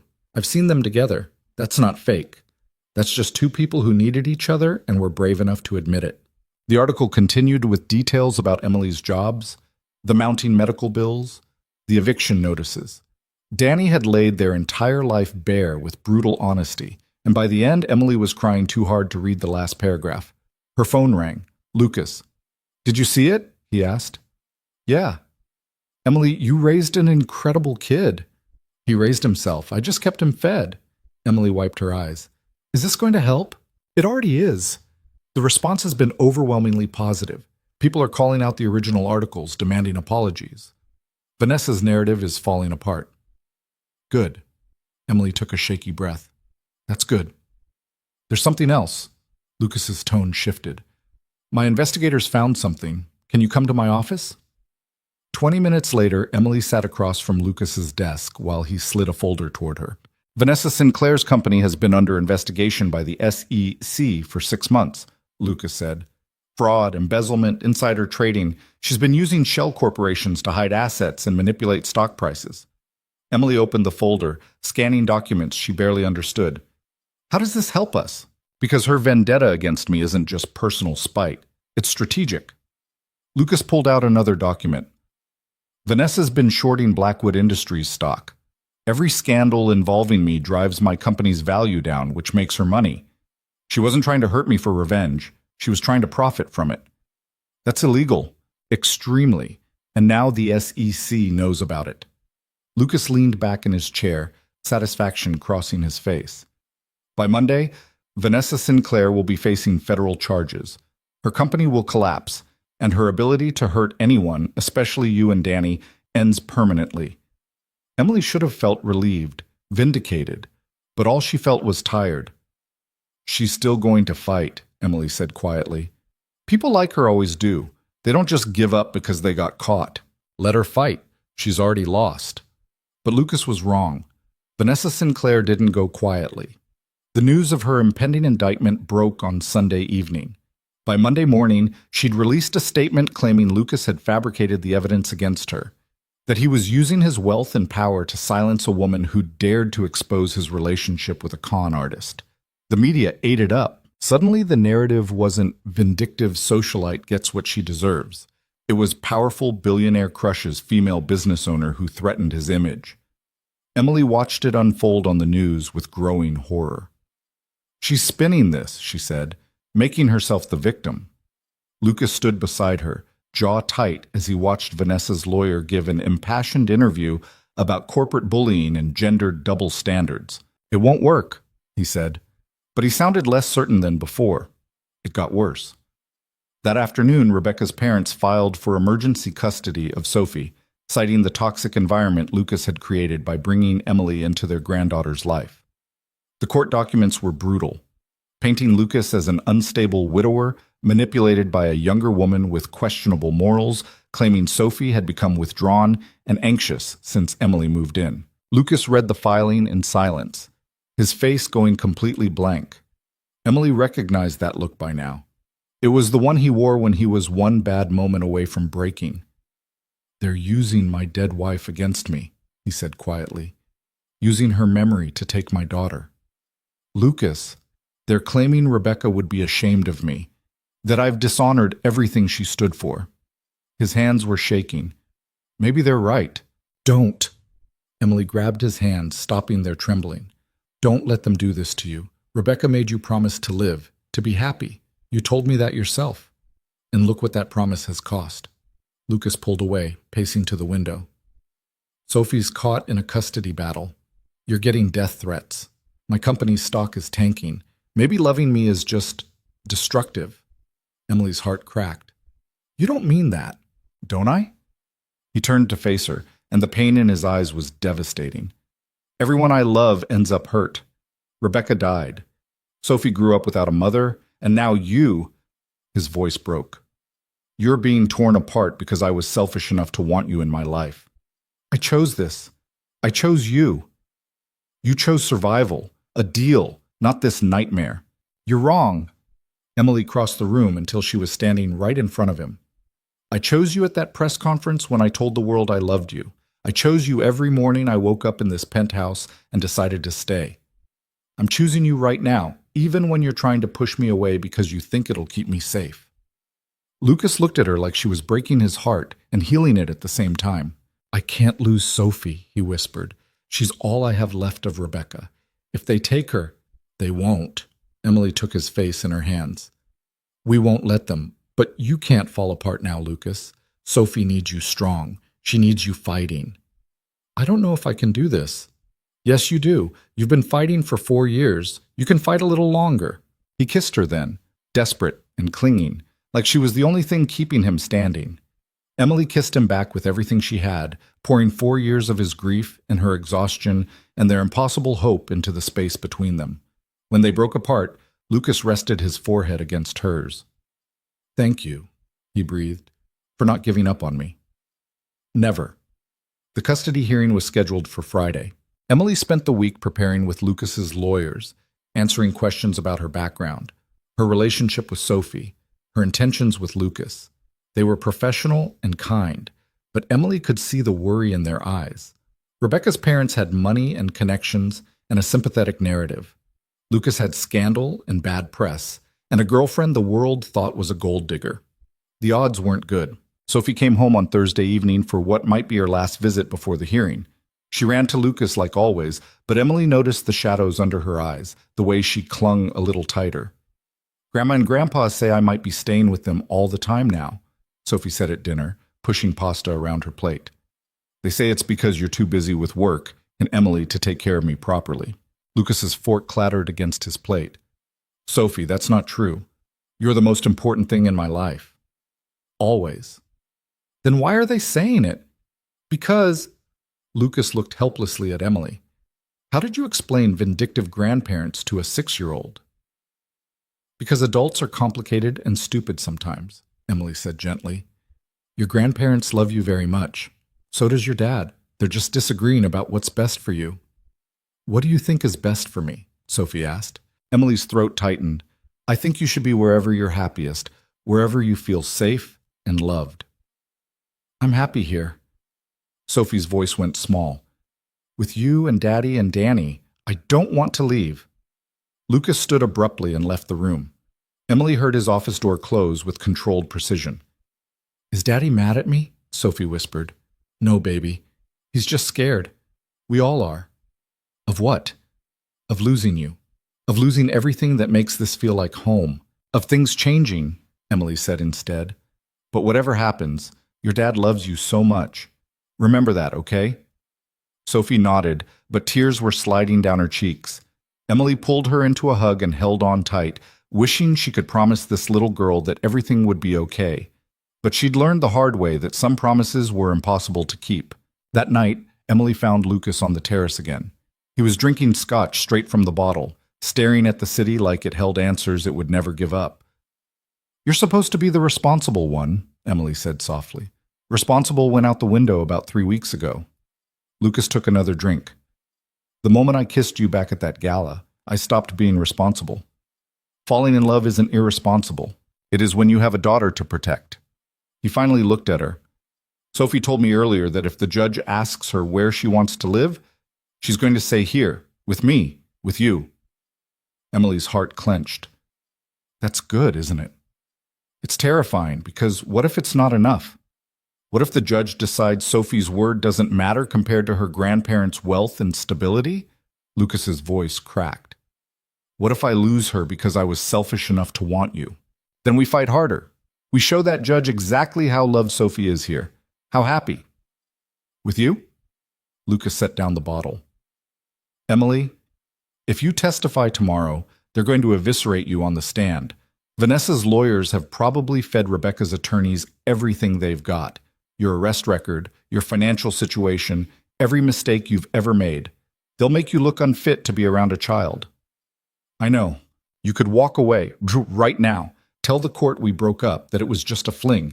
It would strengthen my case, show that I chose Sophie over a relationship." Emily felt something cold settle in her chest. "Is that what you want?" "No." The word came out broken. "But I want Sophie more. And if losing you means keeping her, then—" "Stop!" Emily grabbed the scotch bottle before Lucas could reach for it again. "You're not losing anyone, not me, not Sophie. We're going into that courtroom tomorrow and we're telling the truth. All of it." "The truth might not be enough." "Then we make it enough." Emily took his hands. "Lucas, I love you. I love Sophie. And I'm not walking away from this family just because things got hard. So tomorrow, you're going to stand up and fight for your daughter, and I'm going to stand beside you, together, like we promised." Lucas looked at her for a long moment, something fragile and desperate moving through his expression. Then he pulled her into his arms and held on like she was the only thing keeping him from falling apart. "I don't deserve you," he whispered against her hair. "Probably not." Emily smiled despite everything. "Lucky for you, I'm not going anywhere." The courtroom was smaller than Emily expected and somehow more terrifying because of it. She sat in the gallery behind Lucas's legal team while Rebecca's parents sat on the opposite side with their lawyers. Margaret and David Whitmore looked exactly like their reputation. Wealthy, refined, and absolutely convinced of their righteousness. Margaret kept glancing at Emily with barely concealed contempt. Sophie was in a private room with a court-appointed child advocate, waiting to speak with the judge separately. The thought of that little girl trying to explain her feelings to a stranger made Emily's stomach turn. All rise. Judge Patricia Hendricks entered, 50s, sharp eyes, the kind of expression that said she'd heard every manipulation tactic in the book and wasn't impressed by any of them. The hearing began. Rebecca's lawyers went first, painting a picture of a grieving widower who'd lost his way. They brought up Lucas's work hours, his history of depression after Rebecca's death, the fact that he'd moved a virtual stranger into his home within weeks of meeting her. Then they called their first witness. A child psychologist who'd never met Sophie testified about the potential harm of introducing unstable romantic relationships into a grieving child's life. A private investigator detailed Emily's background: the arrest, the evictions, the financial desperation. By lunch, Emily felt like she'd been stripped bare in front of strangers. Lucas's lawyers fought back hard in the afternoon.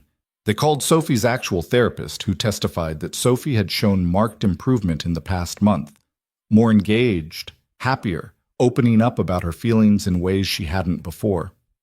They called Danny, who explained through tears what Emily had sacrificed to keep him alive, how she'd never once put herself first. They called Rita from the cafe, who talked about Emily's work ethic and kindness. But the most powerful moment came when Lucas took the stand. His lawyer asked him directly, "Mr. Blackwood, do you believe your relationship with Ms. Carter has negatively impacted your daughter?" Lucas looked at the judge, then at Margaret and David, then finally at Emily. "No," he said clearly. "Emily has been the best thing to happen to my family in 4 years. She treats Sophie with genuine affection. She makes my daughter laugh.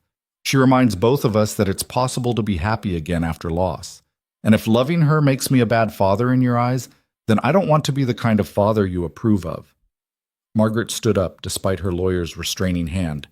"How dare you dishonor Rebecca's memory like this?" Rebecca made me promise not to shut down." Lucas's voice cut across the courtroom. "Not to let grief consume me, to live fully and love completely and give Sophie the kind of home filled with joy, not just obligation. That's exactly what I'm doing. And I'm sorry if that hurts you, Margaret, but my wife is gone. And I have to live with that every single day. But I also have to keep living, for Sophie, for myself, and now for Emily too." The courtroom went silent. Judge Hendricks made a note on her pad. "I'd like to speak with Sophie now, alone." The 15 minutes Sophie spent in the judge's chambers were the longest of Emily's life. She sat in the hallway with Lucas, their hands clasped tight, neither speaking. What was there to say? When Sophie finally emerged, her face was tear-streaked but determined. She walked straight to Lucas and climbed into his lap despite being too big for it. "I told her," Sophie whispered. "I told her, I want to stay with you and Emily." Lucas buried his face in his daughter's hair. Judge Hendricks reconvened court 20 minutes later. "I've reviewed all testimony and evidence," she began. "I've spoken extensively with Sophie, and I've considered what arrangement serves her best interests." Emily couldn't breathe. "While I understand the grandparents' concerns, I see no evidence that Mr. Blackwood is an unfit parent. Sophie is clearly loved, well cared for, and thriving in her current environment. The introduction of Miss Carter into the household appears to have had a positive impact on the child's emotional well-being." Margaret made a choked sound. "Therefore, I'm denying the petition for custody modification. The current arrangement will remain in place with continued monitoring by Sophie's therapist." Judge Hendricks looked directly at Lucas. "Mr. Blackwood, I expect you to continue prioritizing your daughter's well-being above all else, including your romantic relationship." "Of course, Your Honor," Lucas said roughly. "We're done here." The gavel came down. Emily felt Lucas's hand tighten around hers so hard it hurt, but she didn't care. Sophie was crying happy tears and Danny was hugging them both. And for the first time in weeks, Emily let herself believe they might actually survive this. Outside the courthouse, reporters swarmed immediately. Lucas held Sophie close, shielding her from the cameras, while Marcus cleared a path to the car. But before they could escape, Vanessa Sinclair appeared from the crowd. She looked terrible, makeup smeared, designer suit wrinkled, the polish cracked completely. Federal indictment had apparently taken its toll. "This isn't over," she said, loud enough for the cameras to catch. "You think you've won, Lucas? You've destroyed my life, my company, everything I built." You destroyed yourself. Lucas's voice was cold. I just made sure everyone knew about it. I loved you once. Vanessa's eyes were wild. Did you know that? Years ago, before Rebecca, I thought we had something real. But you never even saw me. Just another business contact, another networking opportunity. Vanessa. And then she came along. Vanessa pointed at Emily. This nobody, this poor little waitress. And suddenly you're capable of love again? Suddenly you're the devoted boyfriend? Her voice broke. What did she have that I didn't? Lucas looked at Vanessa for a long moment. When he spoke, his voice was almost gentle. She didn't want anything from me except honesty, he said. No games, no manipulation, just truth. That's what you never understood, Vanessa. Love isn't something you scheme your way into. It just happens. And it happened with Emily because she was real when everyone else around me was performing. Vanessa's face crumpled. Then she turned and disappeared into the crowd. And Emily knew somehow that they'd never see her again. The car ride home was quiet. Sophie fell asleep against Lucas's shoulder, exhausted from the emotional day. Emily held Lucas's free hand and watched Manhattan slide past the windows. Thank you, Lucas said softly. For what? For staying, for fighting, for loving us even when we're a complete disaster. Emily smiled. You're my disaster. Might as well see it through. When they got home, Sophie went straight to bed despite it being only 7 p.m.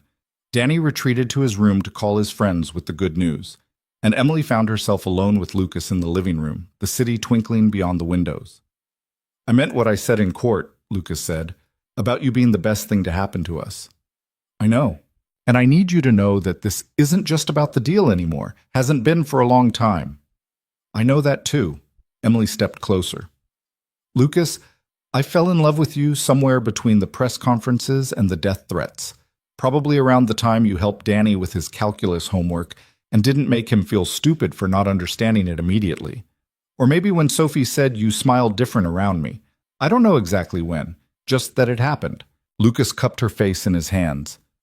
I fell in love with you the moment you told those reporters the truth at the press conference. When you were terrified and brave and completely, devastatingly honest. I looked at you and thought, this woman is going to ruin me in the best possible way. Has it ruined you?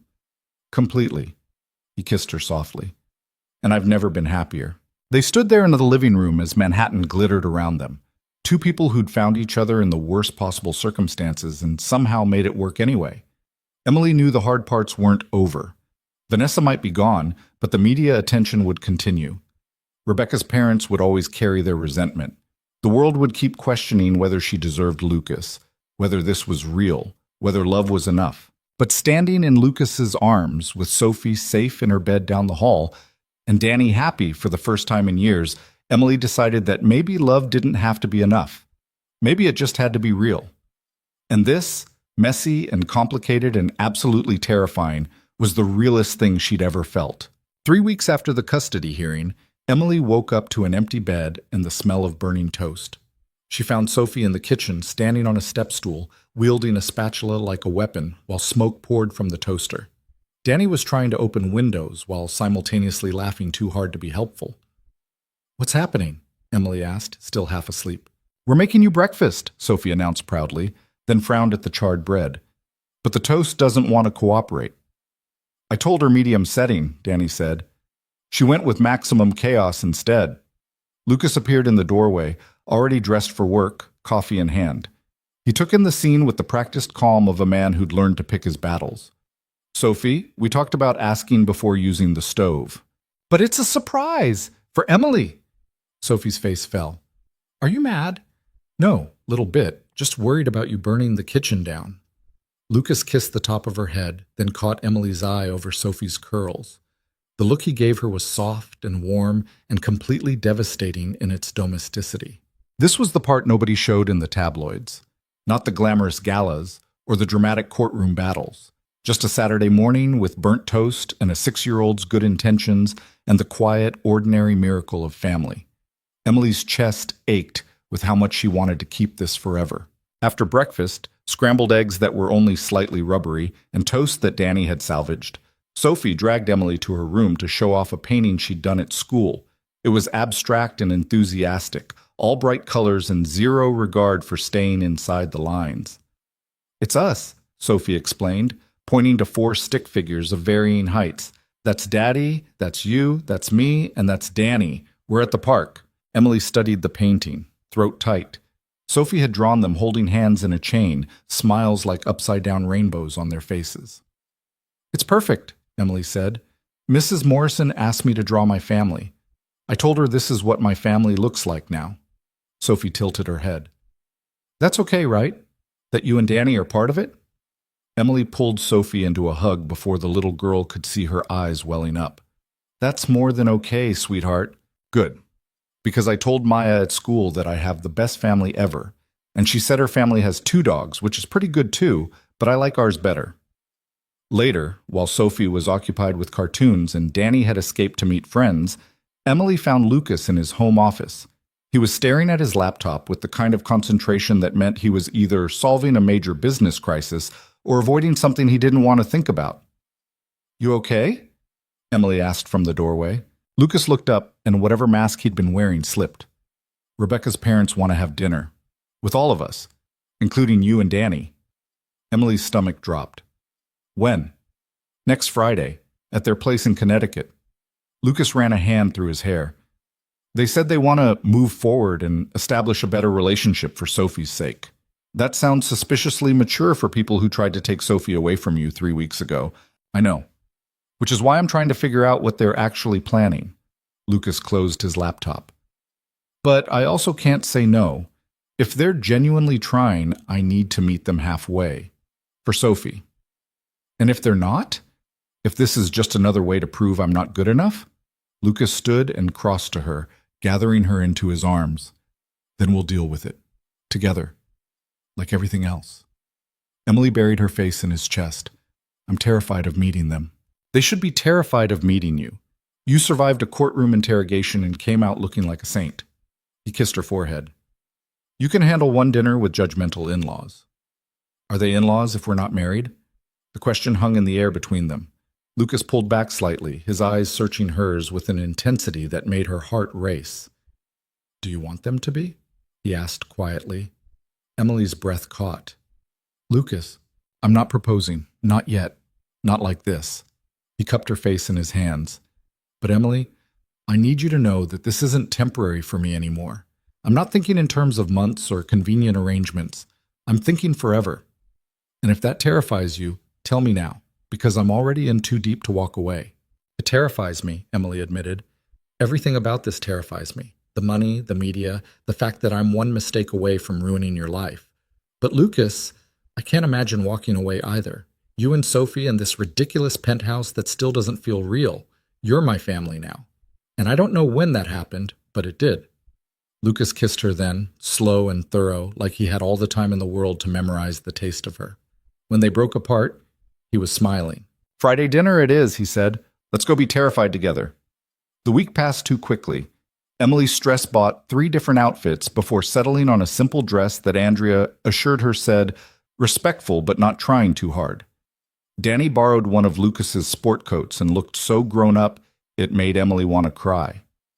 Sophie wore her favorite purple dress and announced she was bringing her family painting as a gift for Grandma and Grandpa. The drive to Connecticut was tense. Lucas drove with white knuckles, Sophie chattered nervously in the back seat, and Emily tried not to throw up from anxiety. The Whitmore estate was exactly as intimidating as Emily expected. Old money, sprawling grounds, the kind of house that had probably been in the family for generations. A housekeeper answered the door and led them to a formal dining room where Margaret and David waited. Margaret looked older than she had in the courtroom. Tired. David stood when they entered, his expression carefully neutral. "Lucas," he said. "Sophie, darling." Sophie ran to hug them both, and Emily saw Margaret's face soften in a way that made her human instead of just the enemy. "And you must be Emily," Margaret said, extending a hand. "And Daniel." "Danny," her brother corrected quietly. "Just Danny." They sat down to a dinner that was probably delicious but tasted like cardboard in Emily's mouth. Conversation was painfully polite. Questions about Danny's school, Sophie's activities, Lucas's latest business acquisition. Nobody mentioned the custody battle. Nobody acknowledged the elephant in the room. Until dessert. Emily, Margaret said, setting down her coffee cup with deliberate precision, I owe you an apology. The table went silent. I let grief and fear turn me into someone I'm not proud of. Margaret's voice was steady, but her hands trembled slightly. I looked at you and saw a threat to the last piece of my daughter I have left. I convinced myself that protecting Sophie meant removing you from her life. I was wrong. Emily didn't know what to say. She looked at Lucas, who seemed equally stunned. Sophie's therapist has been very clear about the positive changes in her emotional well-being, David added. The increased happiness, the openness. We were prepared to dismiss that as temporary, but we can't ignore it anymore. You're good for her, both of you. He nodded at Danny, too. I don't understand, Lucas said carefully. 3 weeks ago, you were trying to take Sophie from me. Now you're apologizing? 3 weeks ago, I was drowning in grief and looking for someone to blame, Margaret said. But I've been seeing a therapist too. Working through my feelings about losing Rebecca, about watching Sophie grow up without her mother. And I realized I was so focused on preserving Rebecca's memory that I forgot to consider Sophie's present. She looked at Emily directly. You make my granddaughter happy. You make my son-in-law happy. And Rebecca would have wanted that more than anything. Emily felt tears burning behind her eyes. Mrs. Whitmore, Margaret, please, the older woman's voice cracked. I know I don't deserve your forgiveness. The things I said about you in court, the investigation into your background, it was cruel and unfair. But if you're willing, I'd like to try to build a relationship. For Sophie's sake. And because anyone Lucas loves this much deserves a chance. Sophie, who'd been unusually quiet, suddenly spoke up. Does this mean we can have Thanksgiving here again? With everyone? Like a real family? Margaret smiled through her tears. I'd like that very much, sweetheart. The rest of dinner was different. Still awkward, still careful, but genuine in a way it hadn't been before. David asked Danny about his health with real concern. Margaret told Emily stories about Rebecca that were warm instead of weaponized. Lucas relaxed incrementally, his hand finding Emily's under the table and holding tight. On the drive home, Sophie fell asleep within 10 minutes. Danny plugged in headphones and closed his eyes. Lucas and Emily sat in the front seat in comfortable silence until Lucas finally spoke. I didn't expect that. Me neither. Emily watched the highway lights blur past. Do you think she meant it, Margaret? Yeah, I do. Lucas glanced at her. Margaret's a lot of things, but she's not a liar. If she says she wants to move forward, she means it. That's terrifying in a completely different way. How so? Because now I have to actually build a relationship with them. Be the person they think I am, not mess this up. Emily's voice went small. What if I'm not good enough? What if... Stop. Lucas reached over and took her hand. You are exactly good enough. You've always been good enough. And Margaret sees that now. Everyone does. Emily wanted to believe him, wanted to trust that this fragile piece they'd built could last. But she'd learned the hard way that happiness was temporary, that the universe had a way of taking away anything you loved too much. 2 weeks later, the universe proved her right. Emily was at the cafe during the morning rush when Rita pulled her aside, face pale. Em, there's someone here asking for you, says it's urgent. Emily looked through the doorway to see a woman in a business suit sitting at a corner table. Not a regular customer. Not press. Something else. I'll take my break, Emily told Rita. The woman stood when Emily approached. Miss Carter, I'm Jennifer Walsh with Child Protective Services. Every nerve in Emily's body went on alert. Is this about Sophie? Because her custody case was already... This is about your brother, Daniel. Jennifer's expression was sympathetic but professional. We've received reports about his living situation.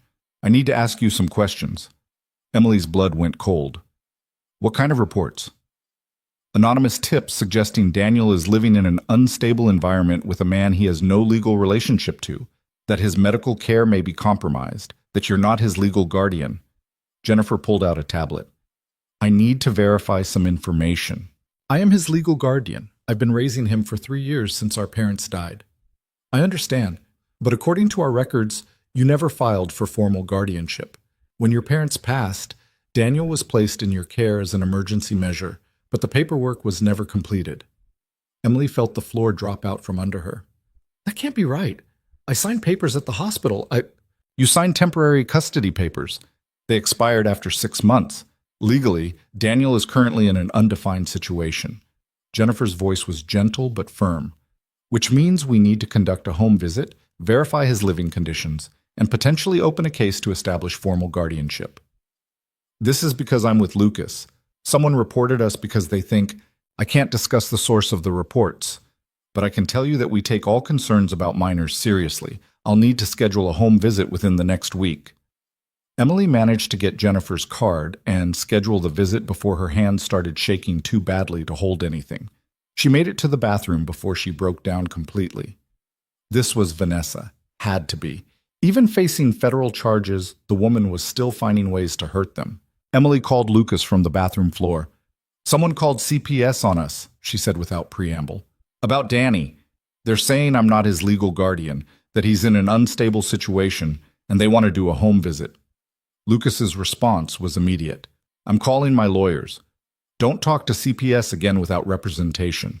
Are you at the cafe? Yeah. Marcus is 5 minutes away. He'll bring you home. Emily, breathe. We'll fix this. But when Emily got home and Lucas's lawyers explained the situation, fixing it wasn't simple. The guardianship paperwork had fallen through cracks in a broken system. With their parents dead and no other family, Emily should have filed for formal adoption or guardianship, but she'd been 27 and terrified and working 3 jobs to keep Danny alive. The hospital social worker had assured her the temporary papers were enough. They weren't. The good news is that establishing legal guardianship now is straightforward, Lucas's family lawyer explained. You're his sister, you've been his primary caregiver for years, and Danny's old enough that his preference will be heavily weighted. The bad news is that CPS is involved now, which means scrutiny. What kind of scrutiny? Emily asked.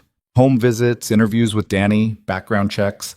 They'll want to verify that he's safe, healthy, and in a stable environment. Given your recent media attention, they may look more closely than usual. Lucas's hand tightened around Emily's. Will the fact that Danny's living with me be a problem? It could be. You're not related to him, and while the living situation is certainly comfortable, CPS may question the appropriateness of a minor living with his sister's boyfriend. Then we fix that too, Lucas said firmly. After the lawyers left, Emily sat on the terrace staring at nothing. Danny was at school, oblivious to the fact that his entire life might be upended again. Sophie was with her grandparents. It was just Emily and Lucas and the weight of impossible choices. I should move out, Emily said quietly. Take Danny back to my old apartment. Show CPS that we're independent, that I can take care of him without your help. Your old apartment was condemned. The building's been sold. Then somewhere else. Anywhere that proves I'm not just using you for... Emily, stop. Lucas knelt in front of her chair. We're not going backwards. We're not pretending you and Danny aren't part of this family just because some anonymous asshole called CPS. But if it hurts the case, then we'll deal with it. But I'm not letting you face this alone. He took her hands. What if there was another option? What option? Lucas was quiet for a long moment, and Emily could see him gathering courage for something. Marry me, he said. Emily's heart stopped. What? Not like this. Not on the terrace with you panicking about CPS. But Emily, if we're married, Danny living here becomes a non-issue. You'd be my wife, Danny would be my brother-in-law, and CPS would have one less thing to question. Lucas's voice went softer. And I know this isn't romantic and the timing is terrible, but I need you to understand that I'm not proposing because of CPS or the lawyers or any of that. I'm proposing because I want you to be my wife. I want to wake up next to you for the rest of my life. I want Sophie to have you as her stepmother, and Danny to actually be part of this family legally and... Stop, Emily interrupted, tears streaming down her face. Just stop. Lucas went pale. I'm sorry. I shouldn't have. Yes. Emily laughed through her tears. Yes, I'll marry you. Not because of CPS or Danny or any practical reason, but because I love you so much it terrifies me, and I want this messy, complicated, ridiculous life we've built together. Lucas stared at her. Yes? Yes, you idiot. Yes. He kissed her then, fierce and relieved, and Emily kissed him back with everything she had. When they broke apart, Lucas was laughing. I had a whole plan. Ring, champagne, probably some dramatic rooftop proposal that Andrea would have coordinated. This was not the plan. Plans are overrated. Emily wiped her eyes. But Lucas, we can't get married just to help the CPS case. We're not. We're getting married because we love each other and want to spend our lives together. The fact that it also helps with CPS is just a bonus. Lucas pulled her to her feet. But we should probably tell Danny before we tell the lawyers. Danny took the news with surprising calm. So let me get this straight, he said, sitting on the couch between Emily and Lucas. You're getting married, which means I get to keep living here, and CPS will back off because Emily will legally be Lucas's wife? That's the basic summary. Yes, Lucas said. Danny looked at Emily. Do you love him? Yes. Does he love you? Yes, Lucas answered. And this isn't just some scheme to fix the CPS thing? I've wanted to marry your sister since about week 2 of knowing her, Lucas admitted. I was just waiting for the right moment. CPS forced my hand. Danny was quiet for a minute, processing. Then he turned to Lucas. If you hurt her, I know where you keep the expensive scotch, and I will pour all of it down the drain. Lucas grinned. Fair enough. Also, I'm walking her down the aisle, non-negotiable. Wouldn't have it any other way. Danny hugged Emily tight. You deserve this, Em. You deserve to be happy. And if Lucas makes you happy, then I'm good with it. The CPS home visit happened 3 days later. Jennifer Walsh arrived with a colleague, both professional and thorough. They toured the penthouse, interviewed Danny privately, reviewed his medical records, and asked Emily approximately 1,000 questions about everything from meal planning to homework supervision to emergency protocols. Through it all, Lucas stayed present, but not overbearing, answering questions when asked, but letting Emily take the lead. Sophie, who'd been briefed carefully about why strangers were asking questions, was on her best behavior, showing the social workers her room and explaining very seriously that Danny helped her with math homework and Emily made the best grilled cheese. After 2 hours, Jennifer pulled Emily aside. I want to be straight with you, Ms. Carter. The anonymous reports we received painted a picture of neglect and instability. What I'm seeing is the opposite. Daniel is healthy, happy, well cared for, and thriving in school. Your relationship with Mr. Blackwood appears stable and positive. The living situation is more than adequate. Emily's legs nearly gave out with relief. So you're closing the case? I'm recommending closure, yes, but you still need to file for formal guardianship. The temporary papers expired years ago, and while it's unlikely anyone would pursue this further, you need the legal protection, especially given your public profile. We're working on it.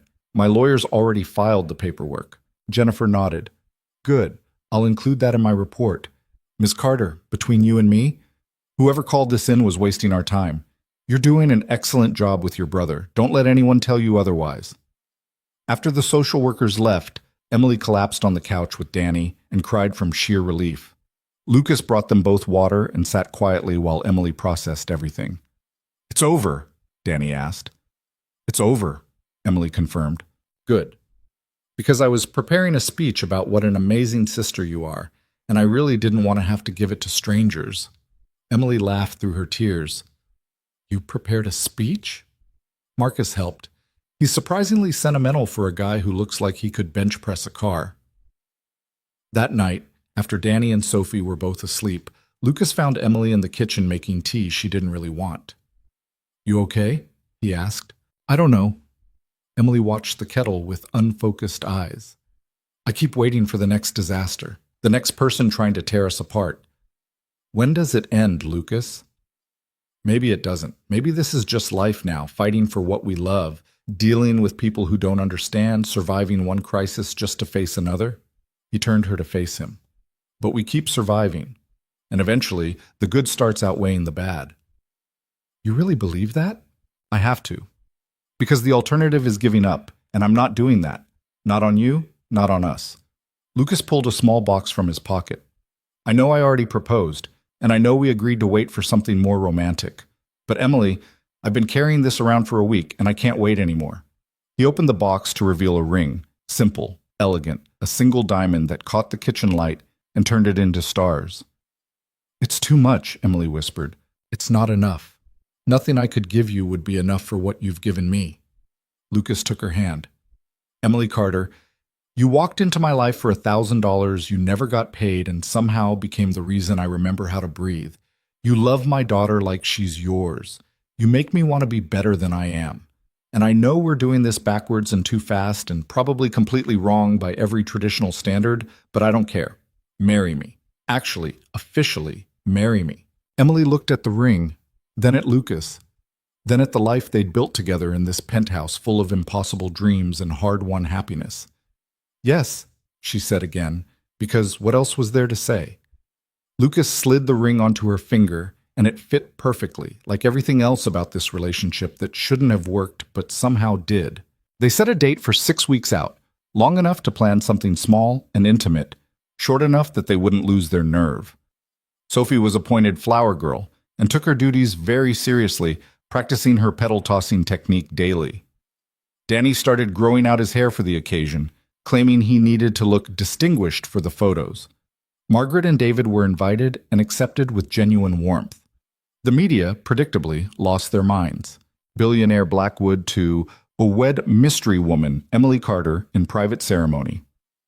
From kiss dare to wedding vows, the unlikely love story of Lucas Blackwood and Emily Carter. Former service worker to become Mrs. Blackwood, fairy tale or scandal? Emily stopped reading the articles after the third one called her Cinderella. She wasn't Cinderella. She was just a woman who'd gotten lucky enough to fall in love with someone who loved her back, and no fairy tale comparison could capture how terrifying and wonderful and completely ordinary that actually was. The night before the wedding, Emily had dinner with just Danny and Rita at their old cafe. It was Rita's idea, something to ground Emily before she married into a world of wealth and expectations she'd never been prepared for. You ready for this? Rita asked, pouring them all coffee that was definitely too strong for 8 p.m. No, Emily admitted. I'm marrying a billionaire tomorrow. I'm becoming stepmother to a 6-year-old. I still work here 3 days a week because I can't shake the feeling that this is all going to disappear. How could I possibly be ready? You love him? More than I thought I could love anyone. He loves you? Yeah, he does. Rita smiled. Then that's all you need to be ready for. The rest is just noise. Danny reached across the table and took Emily's hand. You know what Mom would say if she were here? That I'm insane? That you deserve every bit of happiness you can grab hold of, and that she's proud of you for being brave enough to try. Danny's voice went thick. I'm proud of you too, Em, for surviving everything and still believing in good things. Emily hugged her brother tight, trying not to cry and failing completely. The wedding was small, just family. Sophie, Danny, Margaret, and David. Andrea, who'd become more friend than assistant. Marcus, who'd kept them all safe. Rita, who'd believed in Emily when no one else did. They held it at sunset on the penthouse terrace, with Manhattan glittering below and fairy lights strung overhead, and Sophie's painting of their family displayed prominently. Emily wore a simple white dress that Andrea had helped her choose. Danny walked her down the makeshift aisle with fierce pride. Sophie scattered petals with such enthusiasm that half of them ended up in Lucas's hair. And Lucas stood at the end of it all in a dark suit, watching Emily approach with an expression that made her forget how to breathe. The ceremony was short. They'd written their own vows, which Emily had been terrified about, but when she looked into Lucas's eyes, the words came easily. I promise to love you even when you're impossible, she said, to remind you that being happy doesn't dishonor the past, to be the best stepmother I can be to Sophie, even though I have no idea what I'm doing most of the time, and to never, ever let you order plain cheese pizza again when pepperoni is clearly superior. Lucas laughed through tears. I promise to never take for granted the gift you've given me, he said, which is hope. The belief that I could survive grief and find joy again, that Sophie could have a complete family, that love doesn't run out just because you've lost it before. His voice broke. Emily, you saved me, and I promise to spend the rest of my life showing you what that means. When the officiant pronounced them married, Lucas kissed her like he'd kissed her that first night at the gala, desperate and sure, like she was the only thing in the world that mattered. Sophie cheered, Danny whistled, Margaret cried openly, and Emily let herself believe finally that this was real, that she got to keep this, that happy endings weren't just for other people. The reception was just dinner on the terrace, casual and warm, but Emily had never been happier. Sophie sat between her and Lucas, talking non-stop about flower girl duties. Danny charmed Margaret with stories about their childhood. Marcus actually smiled, which Andrea claimed was a minor miracle. As the night wound down and the guests started leaving, Emily found herself alone on the terrace with Lucas. Sophie had fallen asleep on the couch inside, and Danny was helping clean up. "Mrs. Blackwood," Lucas said, testing out the name. "Still getting used to that." "We have time." He pulled her close, swaying gently to music only they could hear. "About 50 or 60 years if we're lucky." Emily rested her head on his chest, listening to his heartbeat. "Think we'll make it that long?" "Absolutely. You're stuck with me now." "Worse fates," Emily murmured. They danced in the fairy lights, while Manhattan sparkled below. Two people who'd found each other in the worst possible circumstances and chosen to build something beautiful anyway. Emily knew there would be more challenges, more scrutiny, more people questioning whether she belonged in Lucas's world, more moments of doubt and fear and uncertainty. But standing in her husband's arms with their family safe inside and the whole city laid out before them, Emily decided that scared didn't mean wrong. Sometimes scared just meant you'd found something worth fighting for. And this, messy and imperfect and absolutely terrifying, was worth every fight. Marriage, Emily discovered, was nothing like the movies made it seem. There was no magical transformation where suddenly everything made sense. She didn't wake up feeling like she belonged in Lucas's world. The penthouse didn't stop feeling too big, too expensive, too much.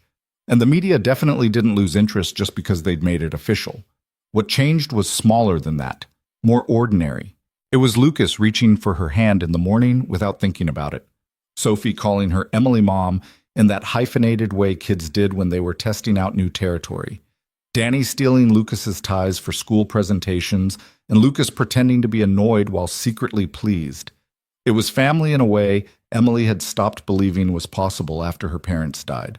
3 months after the wedding, Emily was folding laundry in the bedroom when Lucas came home early from work. She could tell something was wrong by the way he closed the door, too carefully, like he was trying not to shatter something fragile. "What happened?" she asked. Lucas loosened his tie, staring out at the city. "Vanessa Sinclair took a plea deal today. 5 years federal prison for the fraud charges. Her company's being liquidated. Everything she built is gone." Emily set down the shirt she'd been folding. "You don't sound happy about it." "I'm not unhappy. Justice was served. She can't hurt anyone else. But—" Lucas turned to face her. "She looked broken, Emily. Completely destroyed. And I keep thinking about what she said outside the courthouse. That she loved me once. Do you feel guilty?" "No. Maybe. I don't know." He sat on the edge of the bed, and Emily moved to sit beside him. She made her own choices. Chose revenge over moving on. Chose to hurt people who didn't deserve it. But there's this part of me that wonders if I could have handled things differently years ago. If I'd been less focused on business, more aware of how my actions affected people. "Lucas, stop." Emily took his hand. "Vanessa didn't go to prison because you were thoughtless. She went because she committed crimes. Blaming yourself for her choices is like blaming me for agreeing to kiss you at that gala. We all make decisions. Some of them are mistakes, but we don't get to use those mistakes as excuses to hurt other people." "When did you get so wise?" "I've always been wise. You just married me for my stunning good looks." Lucas laughed despite everything, pulling her close. "I married you because you're the only person who calls me on my bullshit and makes me want to be better at the same time. Someone has to keep your billionaire ego in check." They sat there in comfortable silence, and Emily thought about Vanessa, about how close she herself had come to making different choices that night at the gala. If the money had actually been paid, if Lucas hadn't kissed her back, if she'd walked away instead of staying to fight. Life turned on such small moments, such fragile decisions. The next crisis came from an unexpected direction. Sophie's school called on a Tuesday afternoon. Emily was at the cafe when her phone rang, Lucas's name on the caller ID. "Sophie's school just contacted me," he said without preamble. "She got in a fight with another student. We need to go pick her up." Emily's heart sank. "A fight? Sophie?" "That's all they'd tell me over the phone. Can you meet me there?" 20 minutes later, they sat in the principal's office while Sophie huddled in a chair, looking small and defiant. The other child, a boy named Tyler from Sophie's class, sat with his mother on the opposite side of the room, sporting a bloody nose. Sophie punched Tyler during recess, Principal Morrison explained. Tyler's mother is understandably upset, and we have a zero-tolerance policy for violence. He said my family was fake, Sophie burst out, tears streaming down her face. He said Emily's not my real mom, and Danny's not my real brother, and we're all just pretending because my dad is rich. The room went silent. Emily felt like she'd been punched herself. She looked at Tyler's mother, who had the grace to appear uncomfortable. Kids say things, the woman started. I'm sure Tyler didn't mean... He did mean it, Sophie said fiercely. He's been saying it for weeks, that Emily married my dad for money, that she doesn't really love us, that I should tell the truth about how fake everything is. Lucas's expression had gone dangerously cold. And where exactly would a 7-year-old get those ideas? Tyler's mother shifted. I may have mentioned some concerns about the situation, but I never told Tyler to bully my daughter about her family? Lucas's voice could have frozen fire. To make her feel like the love in her home isn't real? Mr. Blackwood, I understand you're upset, but Sophie still punched my son. Good, Lucas said flatly. Principal Morrison looked startled. Mr. Blackwood, I'm not saying violence is the answer. Sophie will be appropriately disciplined at home. But I'm also not going to punish my daughter for defending her family against bullying that started because adults couldn't keep their opinions to themselves. Lucas stood. If this school can't protect my daughter from that kind of harassment, we'll find one that can. Emily had never loved him more. They took Sophie home early. She was quiet in the car, picking at her sleeves, clearly expecting punishment. Am I in trouble? She asked finally. Lucas glanced at her in the rearview mirror. What do you think? I shouldn't have hit Tyler. Violence is wrong. But I was so mad, Daddy. He keeps saying mean things about Emily, and I told the teacher, but she said to ignore him, and I tried. But today he said Emily was probably going to leave us when she gets bored, and I just... Sophie's voice broke. I couldn't let him say that. Emily turned in her seat to look at Sophie. Sweetheart, I'm not going anywhere. You know that, right?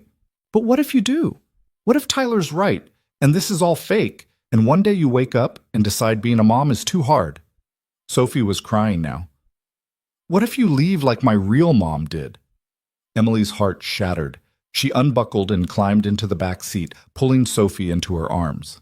Your mom didn't leave you, baby. She died. That's completely different. She would have stayed forever if she could have. Emily cupped Sophie's tear-stained face. And I'm choosing to stay. Every single day. Not because your dad is rich or because this penthouse is nice, but because I love you. You and Danny and your dad, you're my family, the real kind, the kind I choose every morning when I wake up. But you're not my real mom. No, I'm not. And I would never try to replace her or make you forget her. Emily wiped Sophie's tears with her thumbs. But I can be another person who loves you completely, who shows up to your school plays and helps with homework and will always, always fight for you, even when it's hard, even when people say mean things. Is that okay? Sophie threw her arms around Emily's neck and cried into her shoulder. I love you, Emily, Mom. I love you too, sweetheart. So much. Lucas had to pull over because he was crying too hard to drive safely. That night, after Sophie was asleep, Emily and Lucas talked about switching schools, about how to protect Sophie from the judgment that came with being Lucas Blackwood's daughter, about whether they'd made the right choice bringing Emily into Sophie's life so publicly. Maybe we should have waited, Lucas said, staring at his untouched scotch. Let things settle before getting married, given Sophie more time to adjust. Or maybe the timing was exactly right, and some people are just cruel no matter what we do. Emily took the glass from his hand and set it aside. Lucas, Sophie punched a kid today because she loves us, because someone tried to tell her our family isn't real and she knew better. That's not a sign we messed up. That's a sign we're doing something right. She's 7 years old and dealing with adult problems because of my choices. She's 7 years old and learning that family is worth fighting for, that love is real even when other people don't understand it. Those aren't bad lessons. Lucas pulled Emily into his lap, burying his face in her neck. How are you always so sure about this? About us? I'm not. I'm terrified most of the time that I'm going to mess everything up. Emily ran her fingers through his hair. But being scared doesn't mean we're wrong. It just means we care enough to worry. I don't deserve you. Lucky for you, love isn't about deserving. It's about showing up anyway. They decided to keep Sophie in her current school, but with additional support. Counseling to help her process the bullying, clear communication with teachers about monitoring the situation, and a very firm conversation with Tyler's mother about acceptable behavior. Emily also started volunteering at the school once a week, partly to keep an eye on Sophie, partly to show the other parents that she wasn't some untouchable billionaire's wife. She was just a person who loved her kid and wanted to be involved. The shift was subtle but noticeable. Other mothers started including her in conversations. Sophie made new friends whose parents didn't judge. And slowly, painfully, Sophie stopped feeling like she had to defend her family's existence. 6 months after the wedding, Danny's leukemia went into full remission. The doctor delivered the news on a routine checkup, and Danny just stared at her like he couldn't process the words. Remission, he repeated. As in, done? No more treatments? We'll continue monitoring, but yes, the cancer is undetectable. You're in remission, Daniel. Emily grabbed her brother and held on while they both cried. Lucas, who'd come to the appointment too, shook the doctor's hand about 15 times and couldn't stop smiling. That night, they had an impromptu celebration at the penthouse. Sophie made a banner that said, Danny wins, in purple marker. Lucas ordered enough takeout to feed 20 people. Margaret and David came over with flowers. Rita closed the cafe early to join them. Danny stood in the middle of the living room, looking overwhelmed and happy, and so young despite everything he'd been through. I want to say something, he announced, and everyone quieted down. 3 years ago, when I got sick, I thought my life was over. I was 14, I just lost my parents, and suddenly I had this disease that might kill me. And he looked at Emily with tears in his eyes. You gave up everything, your whole life, just to keep me alive. Danny, let me finish. Danny smiled. You worked yourself to death, literally. 3 jobs, no sleep, no life of your own. And then Lucas came along, and I was so scared he was going to be just another thing taking you away from me. But instead, he gave us both a family, a real one, the kind that shows up to hospital appointments and celebrates remission and makes everything feel possible again. Lucas's arm tightened around Emily's waist. So thank you, Danny continued, both of you, for fighting for me, for loving me, for making me believe that surviving was worth it. His voice cracked. I'm going to college next year. I'm going to have a life. And that's because of you. There wasn't a dry eye in the room. Later, after everyone had left and Sophie was in bed, Emily found Danny on the terrace. He was taller now, healthier, looking more like their father every day. You okay? She asked. Yeah, just thinking. Danny leaned against the railing. When I got sick, I was so angry. At the universe, at our parents for dying, at my own body for betraying me. I thought if I survived, I'd spend the rest of my life being bitter about what I'd lost. And now? Now, I think maybe losing things is how you figure out what actually matters. Danny looked at her. I lost our parents. Almost lost my life. But I got you, really got you, not just as a sister, but as someone who'd burn the world down to keep me safe. And I got Lucas and Sophie and this weird, wonderful family that doesn't make sense on paper, but works anyway. Emily hugged her brother tight. I'm so proud of you. You know that? I know, but Danny pulled back. You're allowed to live for yourself now, not just for me. You've spent 3 years making sure I survived. Now it's your turn to actually live. The words settled over Emily like a benediction and a challenge. She'd been so focused on survival, Danny's, her own, their fragile families, that she'd forgotten what it meant to actually live, to want things beyond just making it through another day. That night, lying in bed next to Lucas, Emily let herself think about the future for the first time in years, not in terms of bills or treatments or court battles, but in terms of possibility. What do you want? Lucas asked quietly, like he'd been reading her mind. Not for Danny or Sophie or me, for you. What does Emily Blackwood want out of life?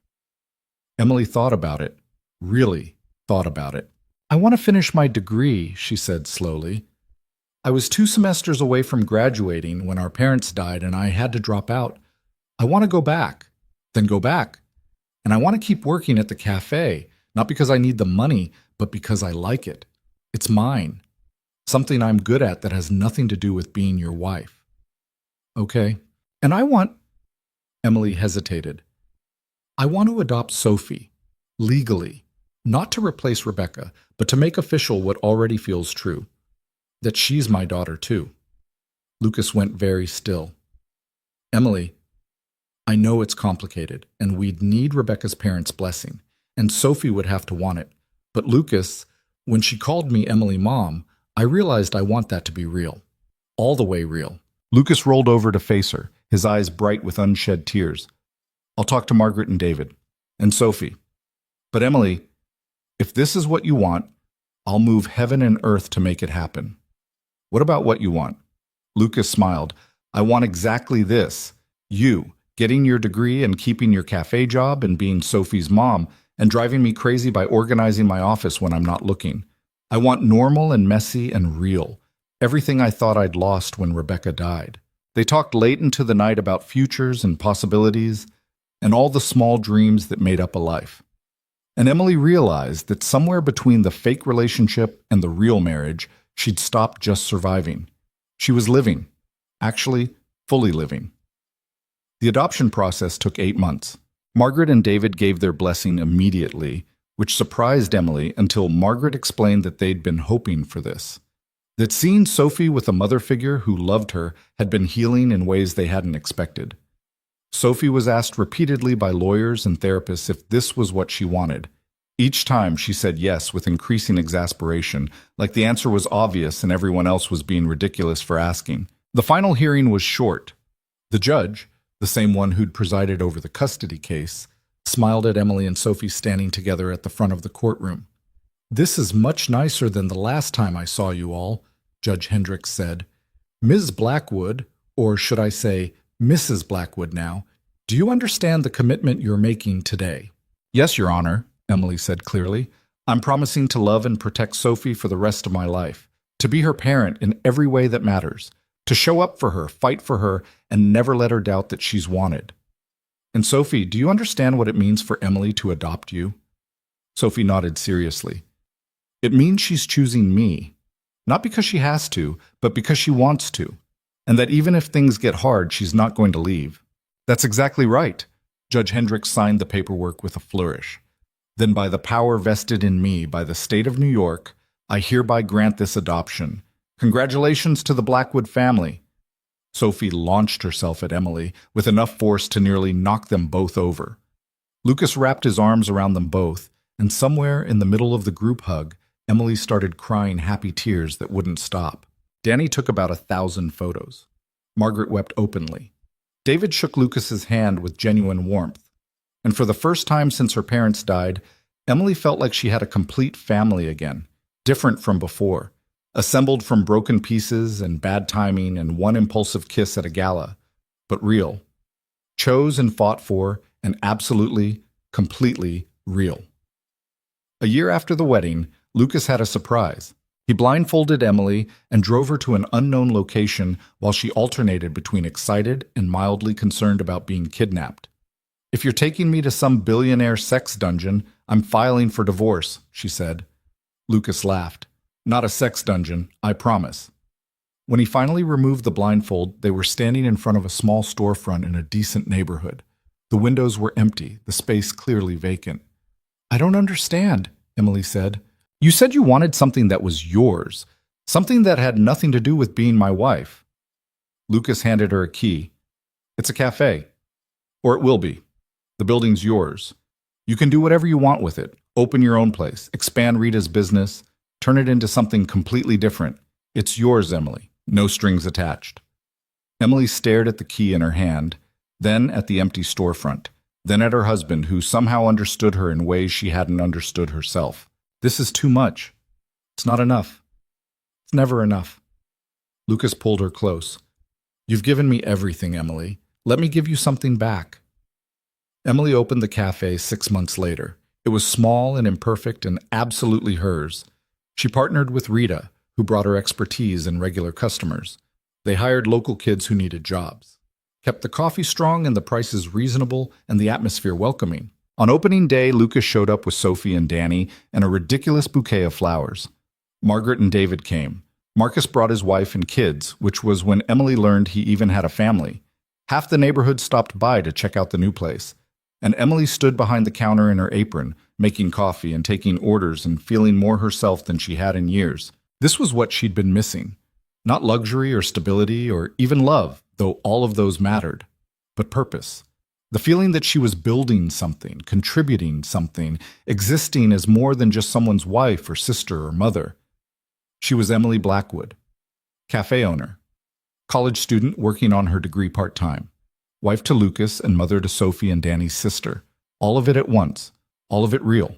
2 years after that kiss at the gala, the anniversary of their wedding fell on a Saturday.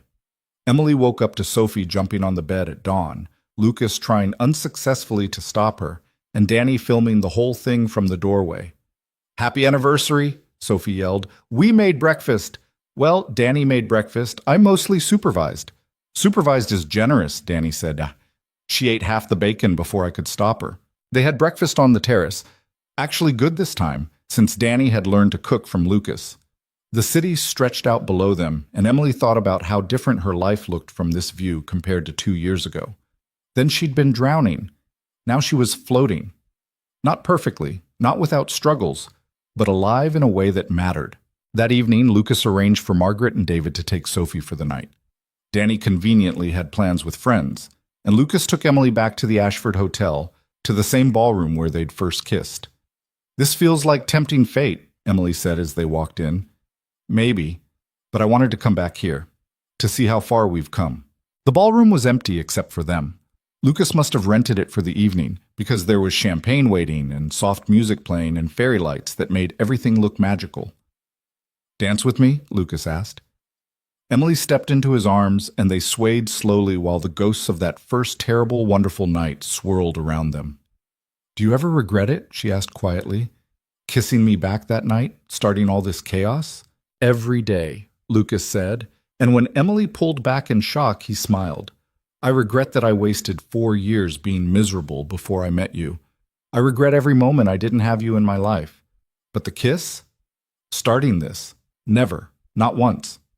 Even with all the drama, the media, the custody battle, Vanessa, especially because of all that."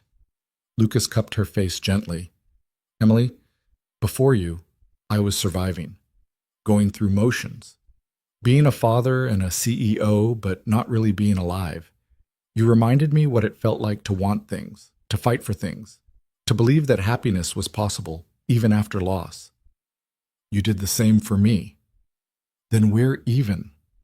They danced until the music stopped, then kept dancing anyway because neither wanted to let go. "I love you," Emily said against his chest.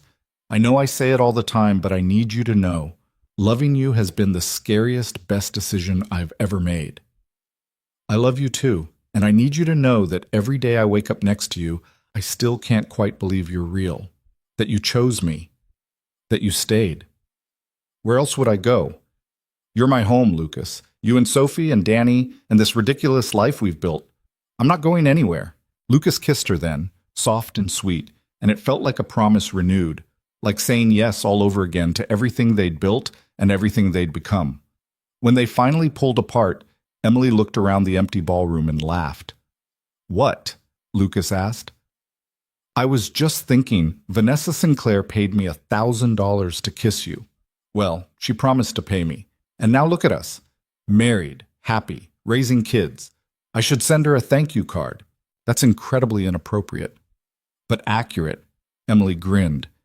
"She tried to destroy you and accidentally gave you exactly what you needed. That's some cosmic justice right there. I prefer to think of it as you being exactly where you were supposed to be that night, and me being brave enough to kiss you back instead of letting you run away. Brave or stupid? Both. Definitely both." They left the ballroom hand in hand, stepping out into the New York night that had witnessed the beginning of their story. The city was alive around them, millions of people living millions of lives, most of them completely ordinary and therefore absolutely extraordinary. Emily thought about the girl she'd been 2 years ago. Desperate and drowning and convinced she deserved nothing more than survival.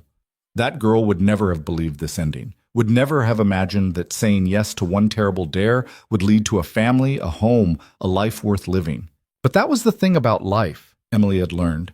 It turned on small moments: a kiss at a gala, a billionaire who kissed back, a choice to stay instead of run, a decision to fight for happiness instead of accepting misery. You couldn't predict which moments would change everything. You just had to be brave enough to live them. 3 years after meeting Lucas, Emily graduated with her degree. The ceremony was small, but her entire family showed up. Lucas sat in the front row with Sophie on his lap. Danny cheered so loud when Emily's name was called that several people turned to stare. Margaret and David brought flowers. Rita brought tissues and pride. And Emily walked across that stage with her head high, accepting a diploma she'd fought years to earn, and felt something settle in her chest that had been restless since her parents died. She'd made it. Not just survived, but actually made it. Built a life she was proud of. Became someone her parents would recognize and love. After the ceremony, they had lunch at Emily's cafe. Sophie insisted on serving everyone, even though she could barely carry the plates. Danny talked about his college plans, pre-med, following in no one's footsteps but his own. Margaret told stories about Rebecca that were warm and healing instead of weaponized. And Lucas sat beside Emily with his hand on her knee, watching their family with quiet contentment. "What are you thinking about?" Emily asked him quietly.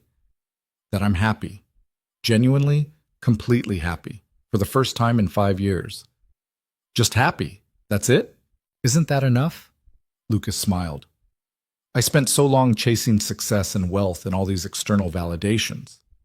But this, sitting in your cafe with our daughter serving slightly burnt pancakes and your brother making terrible medical puns, this is what happiness actually looks like. And it's better than anything I could have built alone." Emily leaned her head on his shoulder. "We built it together." "We did." Sophie appeared at their table with more coffee neither of them had asked for. "Are you guys being sappy again? Because Maya's mom says you're always being sappy, and it's gross but also kind of sweet." "We're being sappy," Emily confirmed. "Deal with it." Sophie rolled her eyes with the dramatic flair only 8-year-olds could manage, but she was smiling. "Fine, but Danny says we're getting ice cream after this, so finish your gross adult feelings fast." After she bounced away, Lucas laughed. "Our daughter is a menace. Our daughter is perfect." That too. They got ice cream. Then they went home to the penthouse that finally felt like home instead of a museum. Sophie did homework while Emily helped. Danny video called friends from college. Lucas worked on his laptop but kept getting distracted by his family. It was ordinary. Beautifully, perfectly ordinary. And that night, after everyone was asleep, Emily stood on the terrace alone and thought about the journey that had brought her here.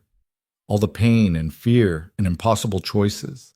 All the moments she'd wanted to give up but kept going anyway.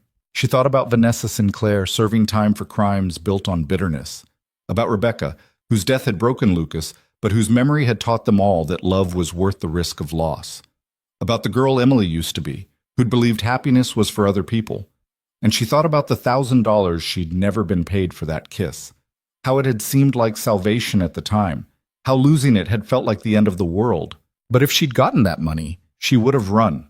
Would have disappeared into the New York night and never looked back. Would have missed everything that came after. The love, the family, the life she'd built from broken pieces and brave choices. So maybe not getting paid was the best thing that ever happened to her. Lucas found her there, slipping his arms around her waist from behind. "You okay?" he asked. "Better than okay." Emily leaned back into his warmth, just thinking about how different things could have been. If you hadn't kissed me back that night, if I'd run instead of stayed, if we'd given up instead of fought. But we didn't. No, we didn't. Emily turned in his arms. We chose each other every day, even when it was hard, especially when it was hard. Best choice I ever made. Same.